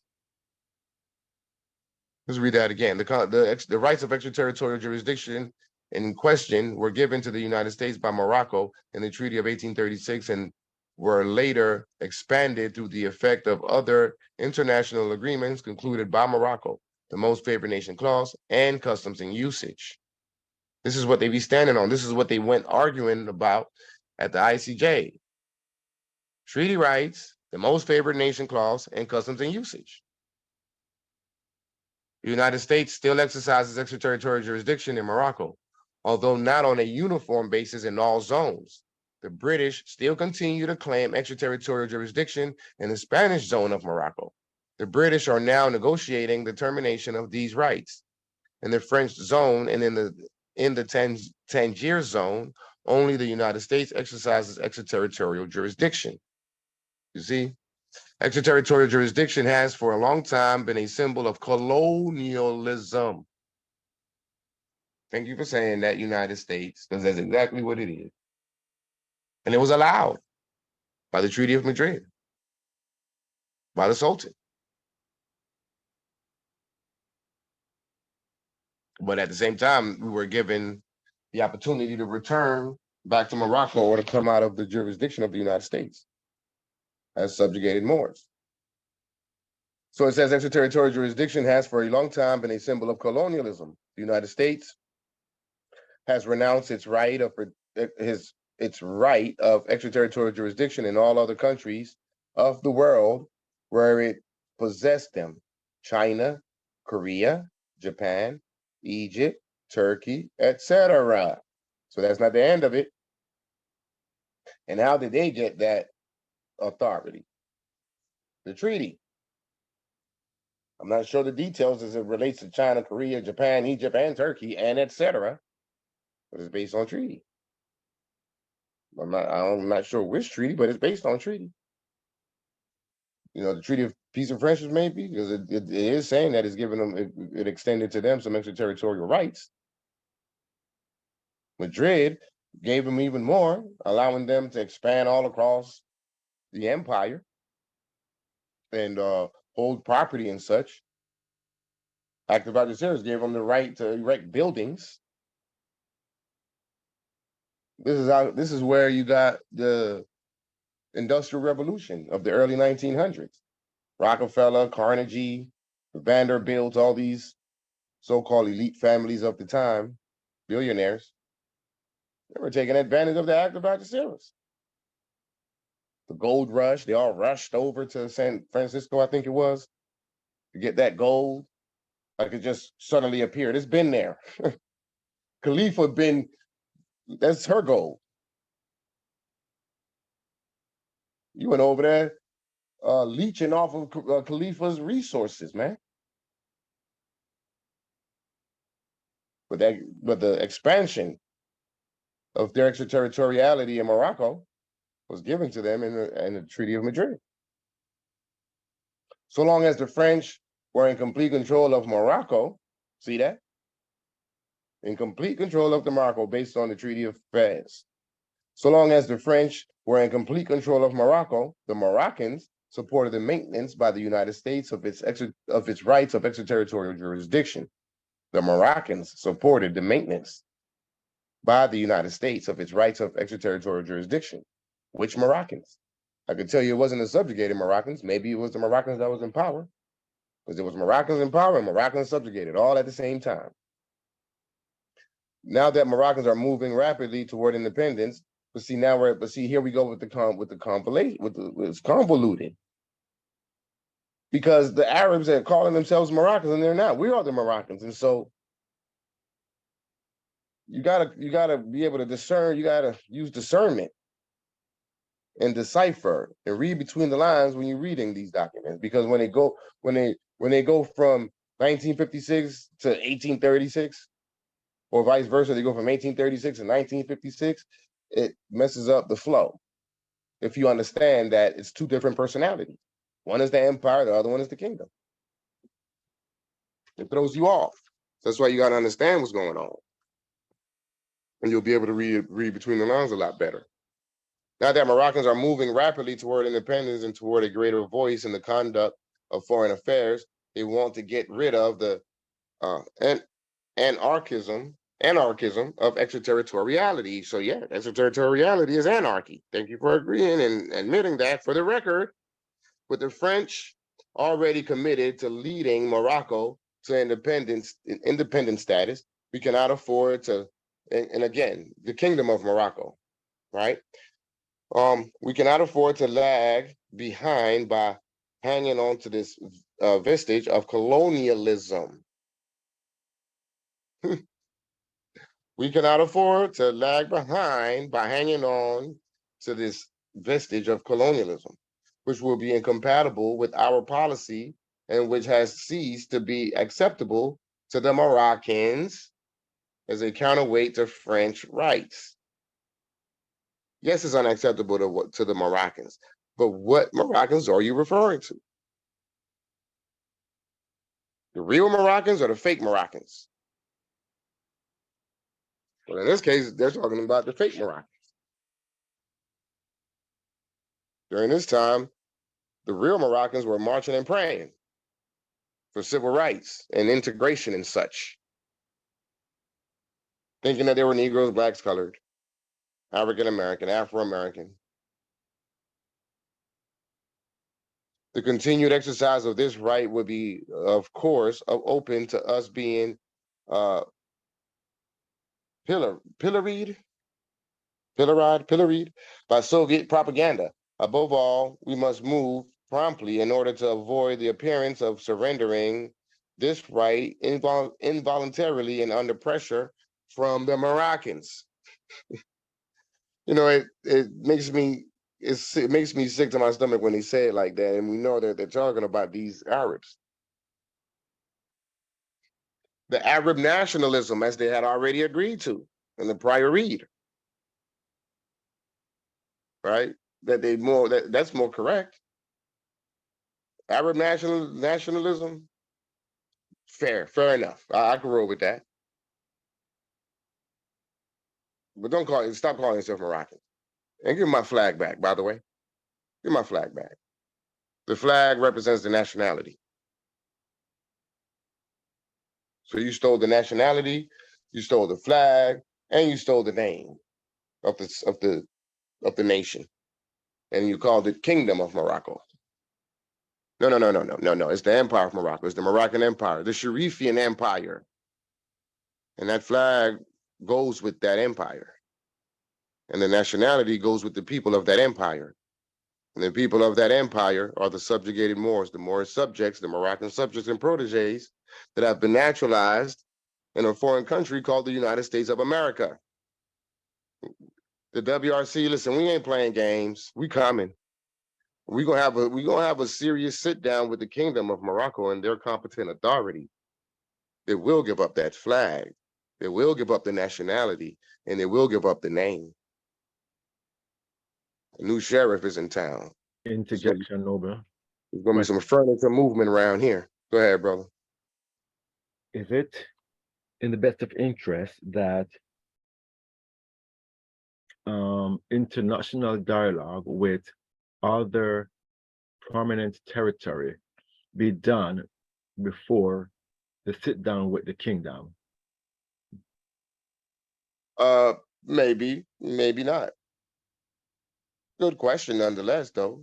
Well, However, my perspective for the question is actually getting the global recognition and respect from international kindred, which will solidify the authenticity as to whom we are, rather than to approach it from a he say she say standpoint. If you get what I'm trying to say, by just going, trying to have a sit down with them directly, which will then create a a adversarial dispute, trying to convince these people who are in still a state of ignorance as to which is which and which is not. oh well, we won't be talking to the people that's in a state of ignorance.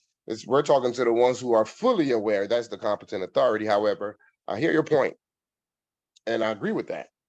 And yeah, first of all, the discussion is going to be we're not coming in here gang banging, right? Being belligerent. It's going to be diplomatic discussions, whether it be based in negotiations, it's foreign affairs, foreign policy, diplomacy. And if we have to perhaps like you said, make contact with other Foreign terrorists. other other nations of the area, yeah, I mean perhaps. But what I'm saying is that it's not necessarily necessary, and it's nothing that's not known by the world.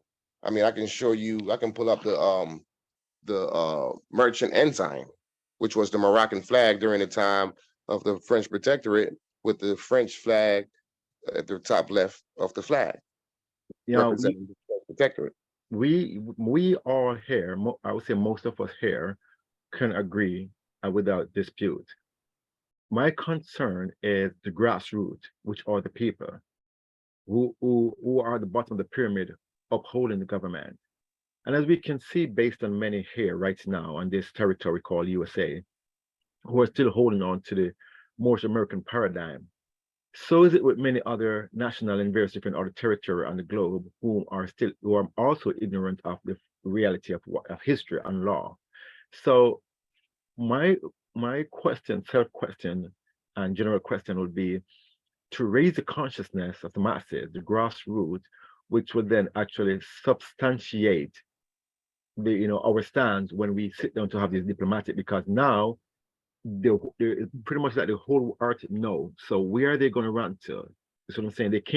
There's no way out for them. But I'm looking at on from the other hand, where we go to have a diplomatic dialogue with them and they're trying to play belligerent to say, oh no, we are the Moroccan and the whole world no, and no, it become a verbal dispute, if you see my point. No, no, yeah, no doubt, no doubt. And you made another great point, which brings me to the other point that I didn't mention first, which led to what you said. See, nothing happens till after we come back from the ICJ. And when we come back from the ICJ, we're coming back victorious. And once that happens, guess what will take place? There will be, the world will know, because you will not have a case between these Black people that's calling themselves Moroccans that successfully has taken the United States to the International Court of Justice, and the world media doesn't get involved. And it's gonna be all types of journalists all in the courts, people are gonna be interviewed, there's gonna be pandemonium, meaning that the Kingdom of Morocco would have been put on notice just based on the case. They would already know, the whole world would already know, and the whole world would be on our side. As long as we remain in the spirit, in the high spirits of love, truth, peace, freedom, and justice, and don't be on some belligerent stuff, the whole world would be on us. That's the key. If we come with belligerence, the whole world will be looking at us in fear. They're gonna put up roadblocks. But if we come in high honor and nobility as diplomats, oh man, the whole world, they'll love us and they will back us. And now the kingdom won't have nowhere to run, as you just mentioned, good brother. You feel my point? Islam noble. So Islam, pretty brother. much establish Islam, brother. You integrity right. of self and integrity of domain is fundamental. Mm-hmm. Islam. Right, Islam. What you said, brother? Somebody else said something? This is just the Haji from California. I said Islam, brother. You are right. You correct. Yeah, Love that. yeah. Gratitude. Yeah, yeah, yeah. Yeah, this is going to be pandemonium, man. It's going to be viral on social media. It's going to be viral on commercial media. CNN won't be able to hide it. Fox News won't be able to spin it. You know, they won't be. It's just it's the floodgate. The floodgates will open up. Point A of can of privilege, worms. point of Yeah. privilege. May I ask, are we working on our media campaign? I mean, it's just the way I think because of my training in the military with printing. So I understand media and technology. So, I mean, you have to manage that content and you have to prepare for it also. Like I know we're in the beginning stages, but it's crucially important that we understand that we have to always maintain our narrative. That means media has to be kind of curtailed, and it would be nice if the empire had a message. Just putting it out there. Islam. And this is the Wazir, right? Yes, this is Wazir VC. Yes, Vita, Yeah, California. And these are some of the reasons why you need to come on, so you can be a part of the Wazir Regional Council and bring your ideas. But that's been discussed. We've got we've nominated two Moroccan nationals and government officials. They both, and proudly enough to say, I'm proud enough to say that they come from AMPAG, who will assist in that matter. One is the social media director, who would be doing promotions and things on social media. And then we have another the good brother, he's on the call now, Hakeem Bey. We're considering a title such as the historian. He gave us an option for another one, so we're still deliberating on that and finishing up the process to nominate him as well. And between them two, so far that's the foundation to our media and social media outlets for the WRC, not to mention the website, who's soon to come. So yes, that's been definitely considered and discussed. So that's what I'm saying. Yeah, we're gonna, because we got to be able to control our own narrative, right? So we're gonna have our own reporters. We're gonna have our own, media experts and such that will be present, right? This is why I'm saying that CNN and Fox ain't gonna be able to spin this one. They're gonna have to report it as it is. Otherwise, it'll show their inconsistency and misinformation will be blatant. It will show because it wouldn't be in alignment with what the world is saying and what the WRC is saying in particular, and what the ICJ said in particular. So they're not they're man, listen, they're in a pickle. Their backs is to the wall. It's just a matter of time. You just got to play it out, continue to play it out, go through the due process. But I'm absolutely confident. Like I don't believe. There's you can't spell believe without lie. I don't believe. I barely even have faith in this because I know. I have come to the point of fruition. Faith, belief, fruition, right? When you come to fruition is when you come to know. Your eyes wide open. You see the checkmate already. The United States ain't going nowhere. They can't run nowhere, and neither can the kingdom. So to answer the good brother Nasik's question, yeah, that's gonna come after the ICJ, and at that point, with the world on our side, they're not gonna be able to use all plausible deniability. They ain't gonna be able to act like they don't know, and they ain't gonna be able to run, and they're not gonna be able to put up an adversarial position either, especially if we're coming in high spirits of love, truth, peace, freedom, and justice, and diplomacy. A lot of times, your energy, they match your energy. However your energy comes, it gets matched. So if it comes belligerent, theirs may be belligerent, but we come in with love. So we would expect for them to respond in love. And we're also coming in truth and facts of the matter, which means there ain't no question. And that's a powerful combination to get your way. You know how they say, it's better, what they say, how that goes, it's better to something with honey instead of, I forgot the saying. You attract more bees with honey. Yeah, right. Exactly. You feel me? All right, let me finish up this reading. What was that? Since the rights involved are, to a large extent, rights in treaties ratified with the advice and consent of the Senate, I recommend that the department inform the Senate Foreign Relations Committee and possibly also the House Foreign Affairs Committee through their chairman of our intention to terminate the exercise of extraterritorial jurisdiction in Morocco. So, okay, let's use a little bit of common sense. We're talking about the Kingdom of Morocco. The United States it's not in the Kingdom of Morocco, is it? The District of Columbia is not in Africa, Kibbulan. It's in Al-Maghrib al-Aqsa, Morocco of the farthest west. So if you say that you're relinquishing or terminating extraterritorial jurisdiction in Morocco, even if it's in 2000, when you say that, you're located in Morocco, the empire. You're certainly not in the kingdom.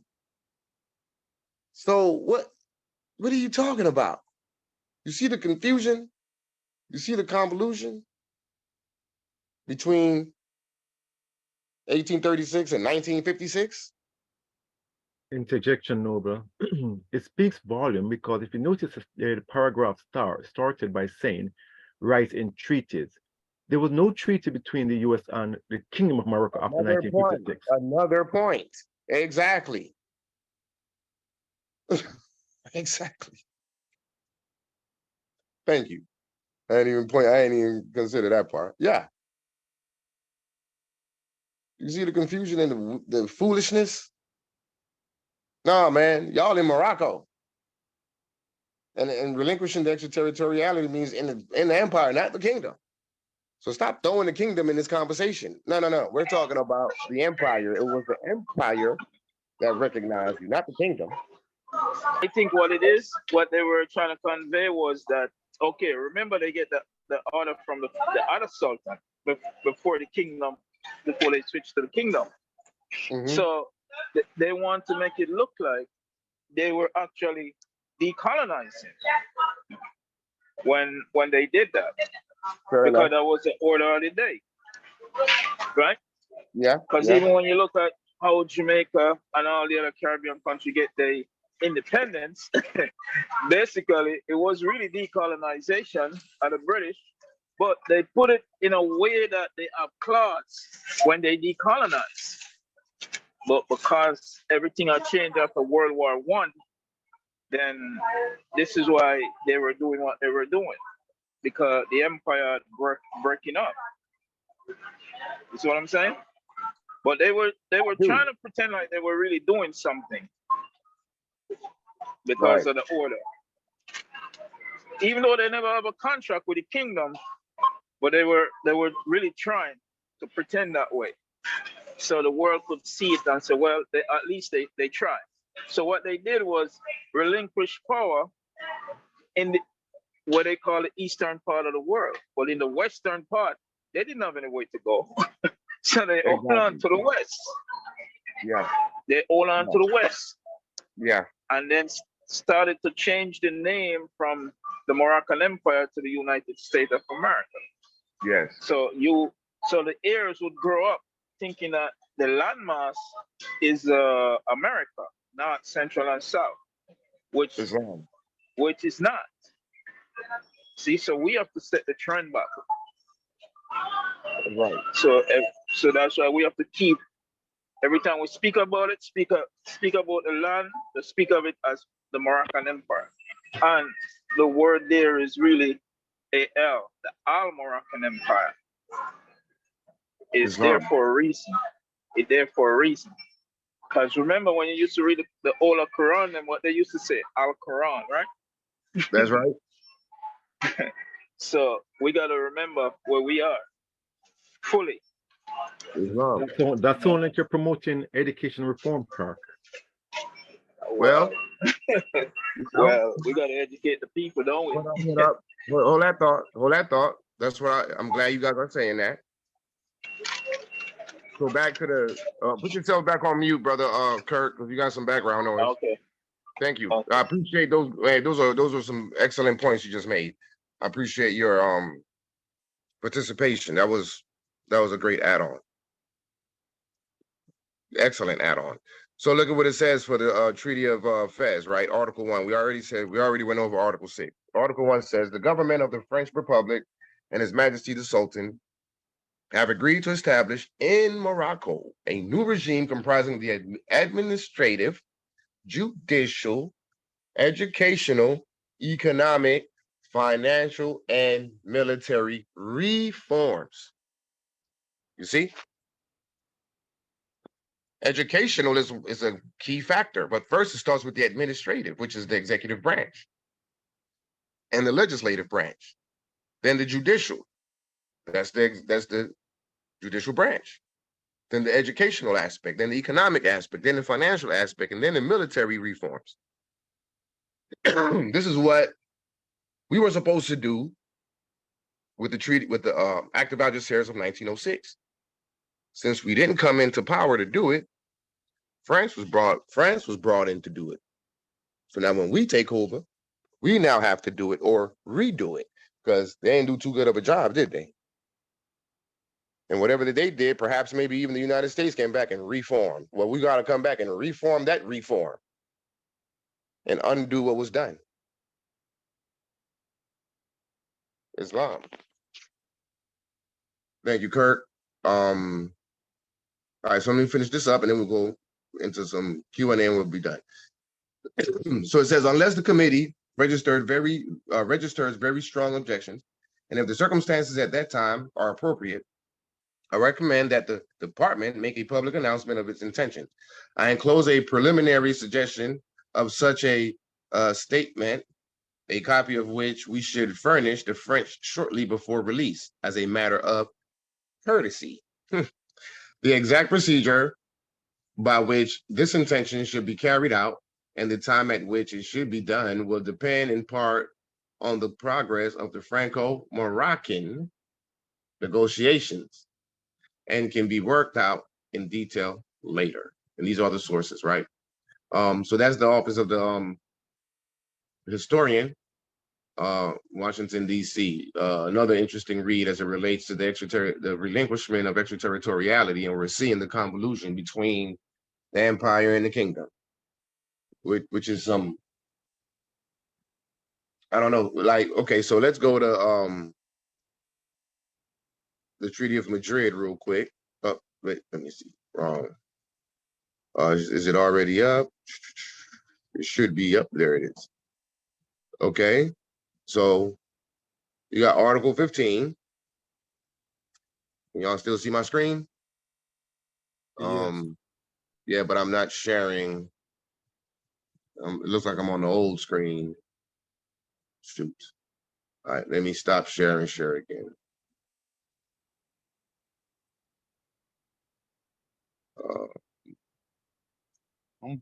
Point of privilege. I'm gonna be honest, Chair. Yes, sir. The flag and the name. The name is how they confused us. The flag, they got to get a flag and the name up. Yeah, they got to give it up. They got to give it up. Whole time we thinking the Americans stole our identity. We are the true Americans. You guys are imposters. You are the Europeans. And we are the Americans. Man, please. The people that stole your nationality is over there in Al Kibulon calling themselves Moroccans. You're the Moroccan. And these Americans are a compilation of Europeans. So you see what it says here now, right? So we already know, or at least some of you who've been following the AMPAG study sessions and AMPAG media, because we've went over this before. A U.S. note of March 17, 1959, addressed to the Moroccan Ministry of Foreign Affairs, excuse me, so that's 1959, remember? So that's the kingdom. Referred to a note from the ministry dated October 8, 1958, in which the embassy had been informed that the Moroccan government had decided to strike all prescriptions relating to Moroccan nationality from the text of the Madrid Convention. The U.S. note said, in part, the government of the United States of America, having unilaterally relinquished certain rights in Morocco. See, this is what Kirk was saying, right? For optics, it's an illusion that pretending and acting like they working with decolonization and stuff. Yeah, I hear what you're saying, Kirk. The government of the United States of America having unilaterally relinquished certain rights in Morocco with the reemergence of Morocco into independence in 1956. You see this? You see how this whole thing is lining up? Considers that in line with historical developments, Article 15 of the Madrid Convention on Protection of 1880 has become obsolete and without effect. The government of the United States takes due cognizance, therefore, of the action taken by the Moroccan government as set forth in its above cited note, which the United States government understands to refer only to Article 15 of the Madrid Convention on Protections of 1880, which is dealing with the Moors coming back into Moroccan government. But look at this foolishness, and shout outs to Jay Bay for pointing it out. He pointed it out in one of the study sessions. I remember, I think it was 108, it was hilarious. So we're talking about what they refer to themselves as the Moroccan Ministry of Foreign Affairs, right? The Moroccan government. So if you're calling your government Moroccan and everything, so that means that you guys also call yourselves Moroccans. Yet you're talking about striking Moroccan nationality from the text. Like, you see how foolish this is? You call yourself Moroccan, but then you want to strike Moroccan nationality from the text. Like, really? No, but next point here. This is why, I could see why the prophet in his dialogue to his people tell them to study, study, and study again. Because we got to read, reread, and reread again. And there's a language that's called syntaxing, which it's like Kabbalistic Hebrew, which you got to study not just the word, but the letter, and even the space between the letter. So as I'm looking at paragraph 2, it says the government of the United States of America having unilateral relinquishment certain rights in Morocco with the re-emergence of Morocco. That right there shows two distinguished Moroccan. Because they say Morocco in the past with the re-emergence of Morocco into independence in 1956. Exactly. So what Morocco were they talking of then prior to 56? So these are where the question marks starts to, rattle in one's head to realize how, like you said, they are playing semantics with words here. And if you're not reading with open eyes and being vigilant, you're going to miss the mark. Indeed, brother. Yes, indeed. And somebody said, you're right. That's my point. Thank you, brother. Thank you, Nasik.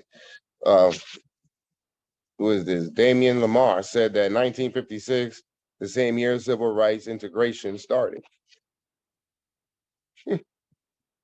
Right. While other states on the earth was working on decolonization. Go ahead, brother. Islam, this Jordan Bay of Dempsey, the Consul General. As I studied this document, I also recognize that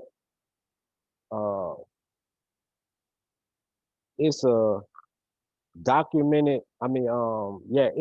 This is documented evidence for the ICJ, right? We can use. Is that a question? Take them to, yes. Oh, could we use this documented evidence as documented evidence to show the corruption of genocide, of striking the nationality off the record? Indeed. However, okay. this Jay broke this down. Jay is a detailed man. That guy's something else. I can't. I got to give him his flowers because I don't know how he picked up on this. But you see here, says in part. Let me highlight it better. It says in part, which means they didn't fully go through and fully did it because they knew that they were flirting with human rights violations, considering that they took part in the enactment of the United Nations Charter. Remember, the United Nations Charter came out in 1945. So it was in part, meaning that it wasn't full-fledged law that was ratified by Congress and signed into law by the president, right? It was simply like a policy to do that, right? So yes, we can use it as documentary evidence. However, they can kind of like, they have a small defense for that because it's like they can say, well, we didn't go through fully with it. It was just in part. It was just a policy. We didn't actually go through the constitutional process of enacting it as our laws. Are you crazy? That would be insane of us to do. Yeah, whatever. So that's the little part right there. The in part, yeah, it wasn't fully done because it will be violating human rights. But good point in terms of recognizing that could be utilized in the at the ICJ as documented evidence of attempts of genocide, which is we still will use it. Don't get it twisted, because in part or whole, genocide is genocide. So okay, you'll get in part punishment then, huh? Okay, how you like those apples? You did it whole, you get whole punishment. You did it in part, you get in part punishments. Fine, penalties, and confiscations. In part, we're gonna play the same games you playing. So we're gonna utilize this as documentary evidence, but only in part, just as well as we know. Yeah, you did it just in part. Yeah, no worries. We're gonna play semantics. We're gonna play these games with you. Everything you do, we do. We're like they're like they can't look nowhere without seeing themselves because they're standing in the mirror. What you say, you use a certain language in the Declaration of Intervention. We use that same language against you. Islam, brother, go ahead, because I'm gonna just keep going. I'm gonna just keep going. Yeah, that's why CMB put the Clock of Destiny on the record 2 years later, because it's to bring back the Moors, because he realized what they were doing. Because remember, CMB is a Grandmaster Mason, and he realized what they were doing when they did that and come out with Public Law 856. Remember, under that you find the AA2224141. He realized what they were trying to do to the Moors. So the only thing he could have used to bring the Moors back was the Clock of Destiny, because they couldn't supersede that when he put it on the record. They have no document to supersede that. But Kurt, so that's why they went to him. Real quick, but that's not actually bringing the Moors back, though. There's only one thing that brings the Moors back. We got to keep that in mind. We got to keep the proper context and concept of what we're doing here. It is the Treaty of Madrid, Article 15 that we're looking at here. That's what brought us. It's true. Yes, but remember, he realized they were trying to strike the Moors' nationality out of the treaty. So that's when he said, you know what? These people are devils. Let me put this on the record so they wouldn't be able to fully do that. Well, that's why he put it on the record with the Library of Congress, so that's within their jurisdiction. So there's limits to that. They will still be able to do whatever it is that they want to do. What's really going to stop them and what really kept them at bay was the Charter of 1945, because it's going with it deals with the rights of indigenous people. Rights of indigenous people. Decolonization. So also really he used a part of that document in it. Bro, but what I'm saying to you is that he still deposited it with the United States. Yeah, that's the problem. Yeah, he did. He did. That's the problem. He should have put it on.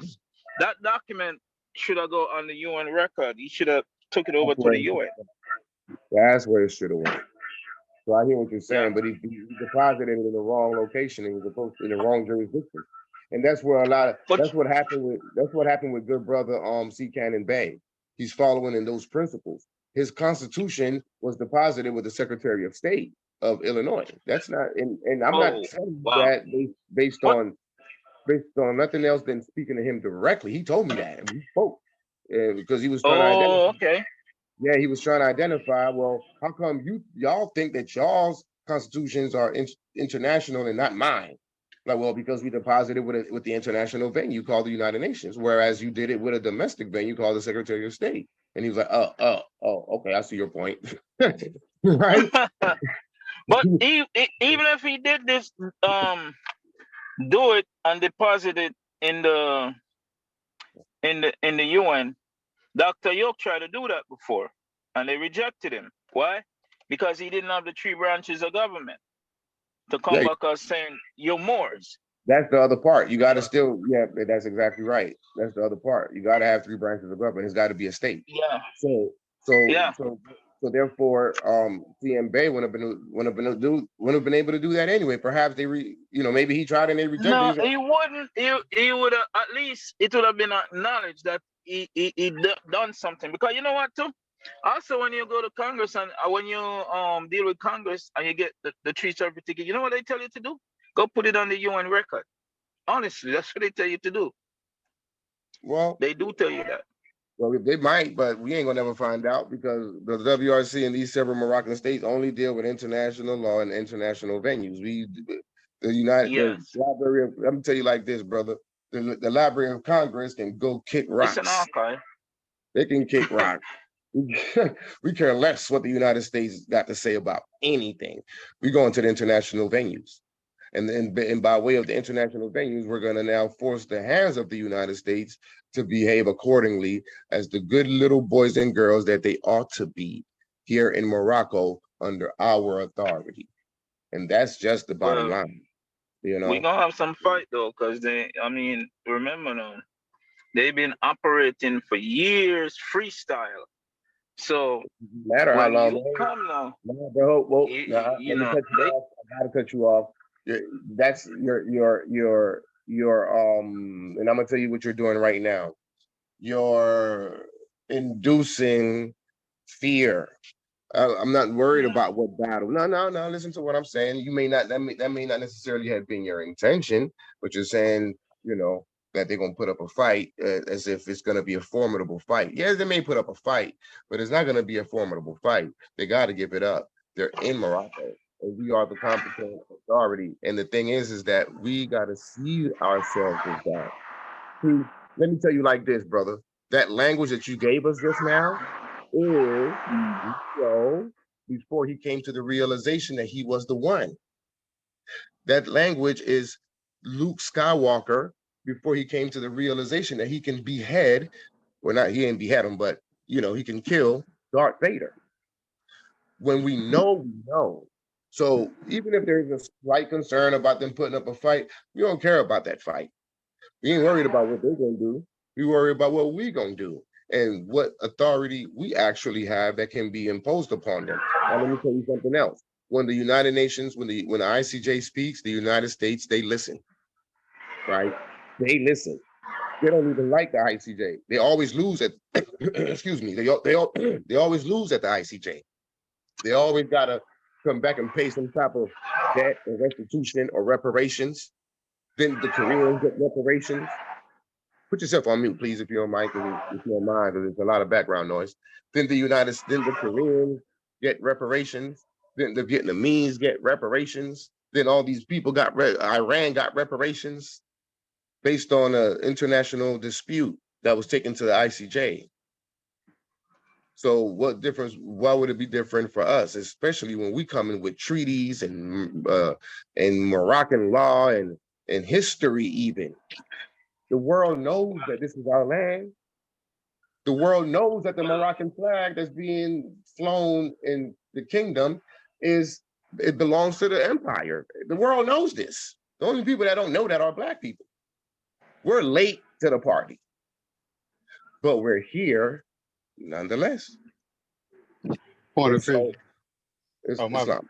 I think they should pay us the national debt. Cause when they talk about the national debt, because we are the national, so they need to give it to us and more. Well, they have to. Well, they can't do it without. They can't give it to a bunch of black people. They're gonna have to give it. It has to go. No. I'm not talking about black people. Let me finish I'm what I'm talking saying, about. brother. I'm saying it has to go to the treasury of the states, and we got the states set Yeah, up. So that's how that's it's what I'm going to talking happen. about. I know that's what you're saying. That's what I'm saying. Let me finish the statement before you cut me off. I know that's what you were saying. So I was just making it clear for the floor. But somebody had a point of interest real quick. Who was that? Go ahead, brother. Speak. Yeah, no, I was gonna add off to what you were saying. I mean, I know everybody's experience is different in the state, but I done had different, interactions, just with them on different things. But I'm just saying within my conscience, I know how to turn on when I'm this person and I'm not this person. Like what they're looking for, what they're looking for me to say, how they're looking for me to like address a thing a certain way or how I'm supposed to respond, but within my conscience. But I know like with this intent and like when I do certain things or I might do it, they understand the energy like you know who you are. Cause soon as you act like you don't, they gonna play you. Or try to. Yeah. Well, you gotta. The name of this battle is knowing thyself. Man, know thyself. My people perish. Uh, I think that's you, Kirk. Could you please mute because you got a lot of background noise. Um, my people perish from a lack of knowledge of self. What people? Black people, Negroes, colors, African Americans, Moorish Americans. Moorish Americans suffer from the same thing, whereas they shouldn't be suffering from that. It's about knowledge of self. It's Islam, right? Self, I, self, law, and master. How can you be I, self, law, and master and you don't even know who you are? You ain't Moorish American. So stop saying Islam. You really shouldn't be saying Islam. Because Islam means I, self, law, and master. Other people say it doesn't, but whatever. The acronym is what it is. We roll with it. I, self, law, and master. So you can't be a master of self if you don't even know who you are. And that's just the bottom line. As we begin to close, let me sister M priestess, I believe that's how you pronounce it. Ale. She said the prophet said we must change the people's mind by changing their literature, and then therefore you'll change the conditions of the people. That's absolutely correct. So in this Moroccan movement, this new statehood movement, that's exactly what's taking place. The people's literature, their vernacular is changing. We're now using terms like depository and promulgation, right? Constitutions and declarations of independence and constitutional processes and in full force and full power and effect and all these terms that decolonization, and this is now the language as of late. Just this is recent. This is the new glass of clean water that wasn't available prior, which is changing our vernacular, which is now changing the condition of the people, because now we have a more competent language, a more competent speech, right? Can't we can't keep talking foolish and incompetent. You hear it a mile away when people say things. I hear it a lot when I talk to Moors. I hear it often. You know, if I may interject, go ahead, brother. Go ahead. This guy was saying, they don't have no jurisdiction because I don't use the term resident. I use the term domicile. I was like, brother, oh God. And you can see it from a mile away. Semantics. The words is not what putting you under their jurisdiction. It is your naturalized, subjugated status that's putting you in the jurisdiction. So it doesn't matter what words you use: vehicle, conveyance, automobile. resident, domicile, state, territory, corporation. It doesn't matter. The question is, are you protected by a sovereign and independent Moroccan state? And if the answer is no, you fall under their jurisdiction. You fall under what? Their power. Brother Nasir, go ahead. And then we'll close No, out. I was just pointing out as you were addressing the sister statement, she also asked a question, are any of the Moroccan states preparing a military at all? And I just want you to address that. Okay, good question. I didn't see that. Oh, where am I? Okay. Let me address it. That's a good way to close out. I'm going to address it with the infamous Act of Algeciras. Chapter 1.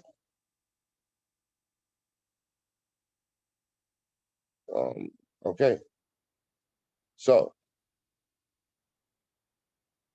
starting from right here, it says, who furnished with full powers, which were found in good and due form, have in conformity with the program upon which His Sharifian Majesty and the powers have agreed, successively discussed and adopted. 1. A declaration relative to the organization of the police. So the police polices the citizens on the domestic level. The military polices the world, meaning that the police is the military as well. What is the second chapter? A regulation concerning the detection and suppression of the contraband of arms. So we got control over the military and the police, and we got control over the guns. So if the question is, are we planning on establishing a military force for our states? No. What we are planning on doing, however, is forcing decolonization and take back control of their military and their police. And by the way, the military of the entire world, because the United Nations and the Charter is under the authority of Moroccan law. It is Moroccan law. The Inspector General is supposed to report to the Moroccan Empire. And all the military of the world has to relinquish their militaries, or at least a portion of it, to the Moroccan Empire, as they have already done for the United Nations. So there's no sense in reinventing the wheel. There's no sense in reinventing an economic system. There's no sense in reinventing a banking system. There's no sense in reinventing the taxing system. There's no sense in reinventing the control of guns and arms. There's no sense in reinventing the wheel on military. It's all right here in the Act of Algeciras. So all we got to do is invoke these articles, these chapters and these provisions. Article 1 or Chapter 1, declaration relative to the organization of the police. Chapter 2, a regulation concerning the detection. And by the way, it's on the right half. The left half is in French. The right half is in English. The detection and repression of the contraband of arms. Chapter 3, an act of concession for a Moroccan state bank. Chapter 4, a declaration concerning a better return of taxes and the creation of new revenues. Chapter 5, a regulation concerning the customs of the empire and the repression of fraud and smuggling. And then Chapter 6, a declaration relative to public services and public works. That's what they call the great enterprise. So we have to take back control of the great enterprise, which contains all that. Everything that you see is the great enterprise. All the buildings, all the military, all the planes, all everything, all the police, all everything. The KKK is under our jurisdiction. Everything. We take back control of the great enterprise. And they pay taxes to us. And we control the military. We control the guns. We control the taxes. We control the economic system. We control the the public services and the public works. We control the repression of fraud and smuggling into our ports. We control the ports. That's what Chapter 5 is all about, controlling the ports. Or at least taking back control of the ports. The Act of Algeciras is a decolonization document. And I hope I answered the sister's question, did I? Islam, you did. Gratitude. You're welcome, Sister Islam. And next time you can just chime on in and ask. You don't have to put it in the chat. I might miss it. I would rather you just give us your energy and speak. Islam. Islam, can I say something real quick before you close? Yes, sir. Yeah, you mentioned about 5-10 minutes ago when you said that brother, I don't know who the brother was, but he was instilling fear. But just to let them know, we come into making these states without fear. And you got to realize even our so-called black young brothers out there, you have to understand, we have to educate them and let them know who they are, because these young brothers out there lost their fear.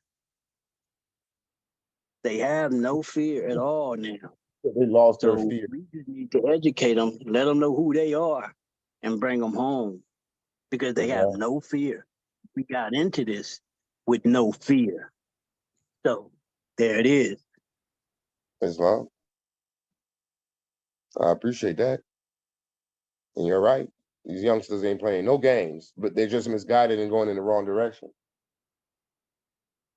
If we can bring them back into the right, these guys are like gangsters, right? They be running Crips and Bloods organizations. Even the Crips and Bloods has a structure. So if you can run a Crip or a Blood organization, then you can run a government. If you can run a drug operation, then you can run a company, you can run a government. They have the aptitude to do it. They just misguided into doing the wrong things. Again, change the vernacular. Exactly. Change the vernacular of the people. Their vernacular is keys, ounces, and trapping, and the trap house, and the cars, and that's their vernacular. So now, if you switch their vernacular to declarations of independence and constitutions and constitutional processes and legislation and laws and treaties and things, you got a monster in your hand. Them youngsters to change their vernacular. Oh yes, you do, and that's our job right there, to educate our young brothers who they are. Well, that's the purpose of AMPAG study session, the AMPAG of the purpose of AMPAG media, and the reason for the WRC. That's why we promote the fact and the truth that knowledge is free at the WRC. Or anyone who's wanting to seek knowledge can come seek it from the WRC in terms of establishing your states. Islam, I have a question before you go. Islam, I got an answer. I hope I do.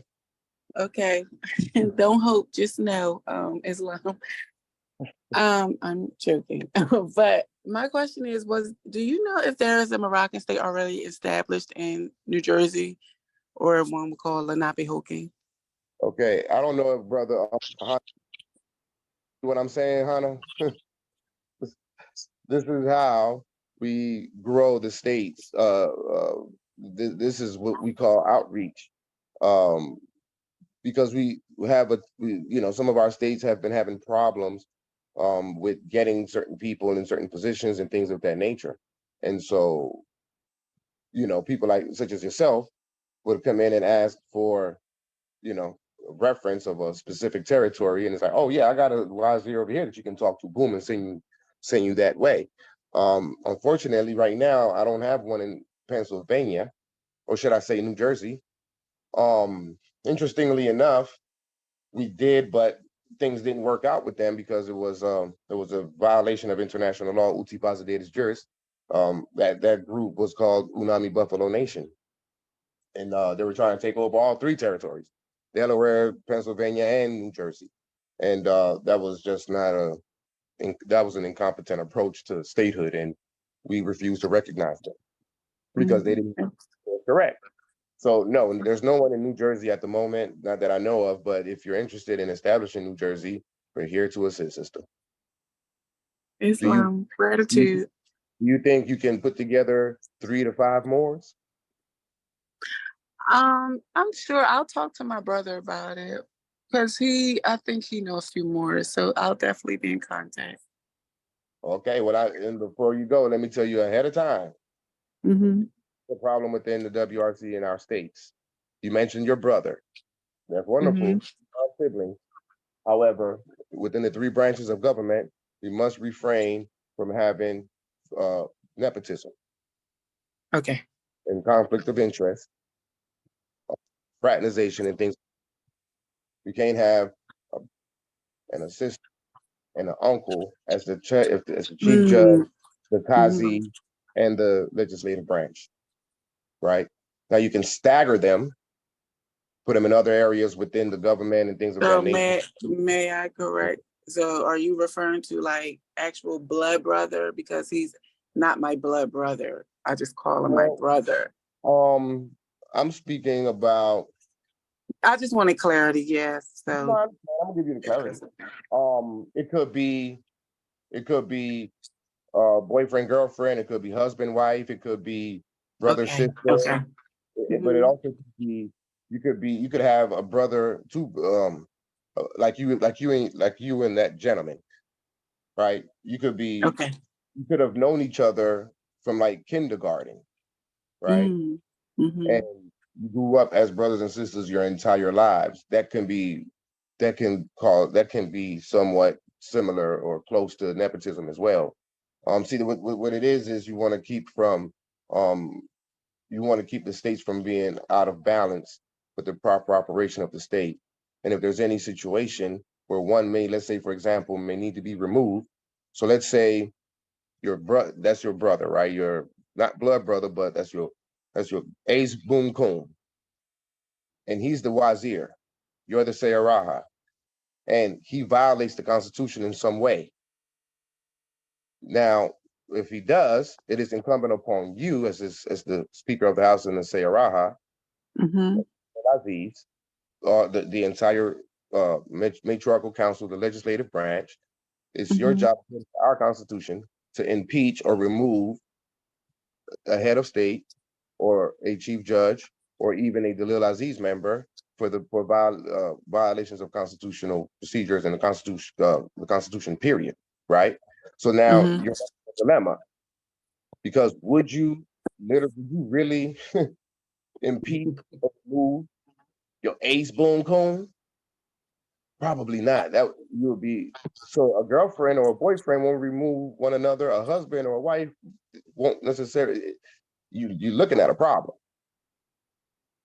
You're looking at a major problem. I understand what you're saying too, but in such matters, I think that one should be able to know, like, this is important. The sacrifice of the one for the many. Just me though.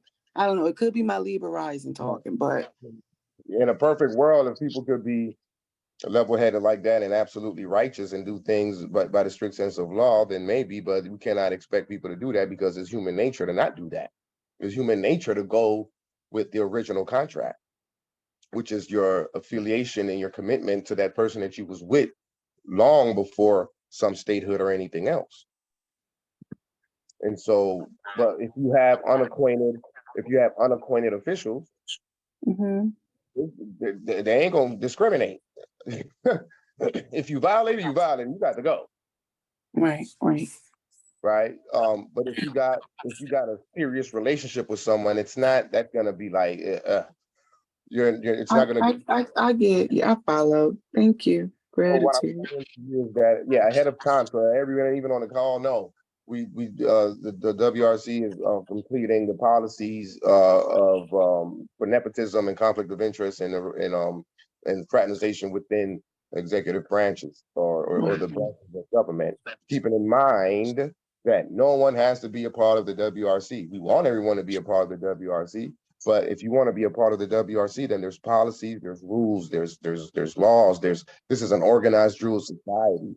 We're not going to accept just anyone. We're here to set the highest standard possible If we're the competent authority in Morocco, then we cannot allow incompetency to come into the WRC.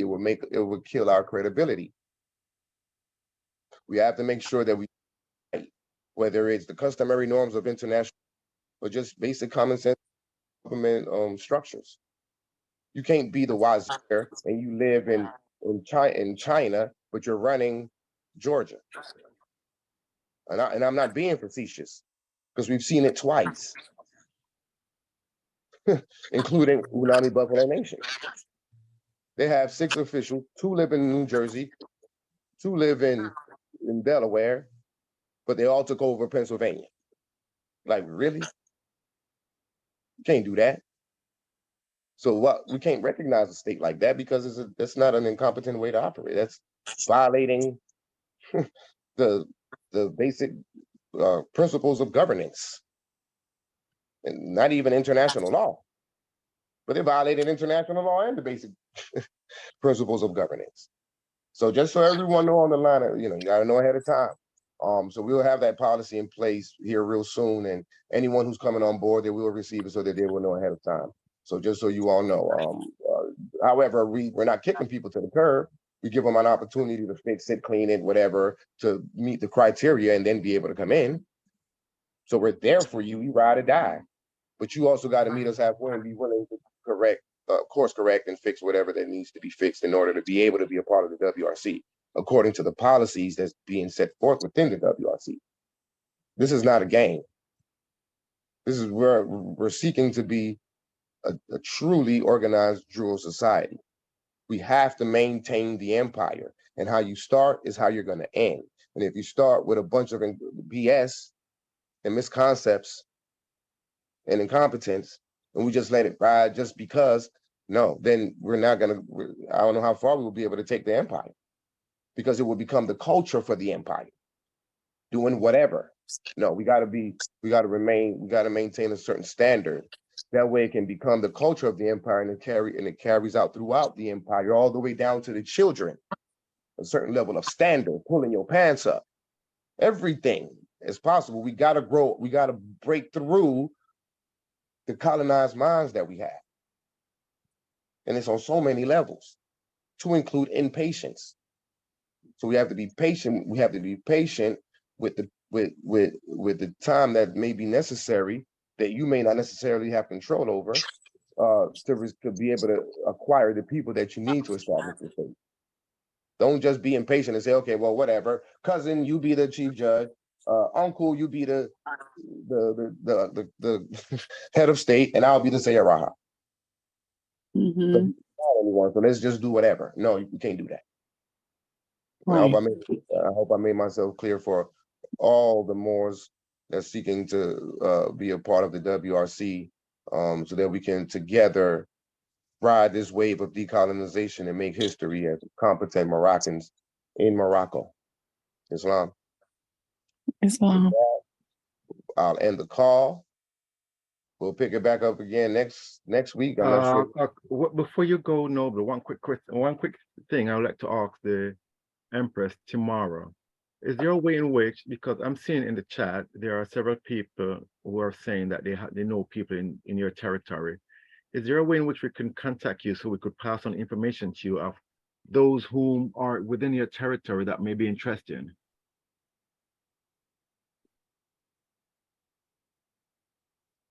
Yes, I'll put my email. I'll put my email in the chat. Okay, could you do that quickly before they know to close it out? Sure.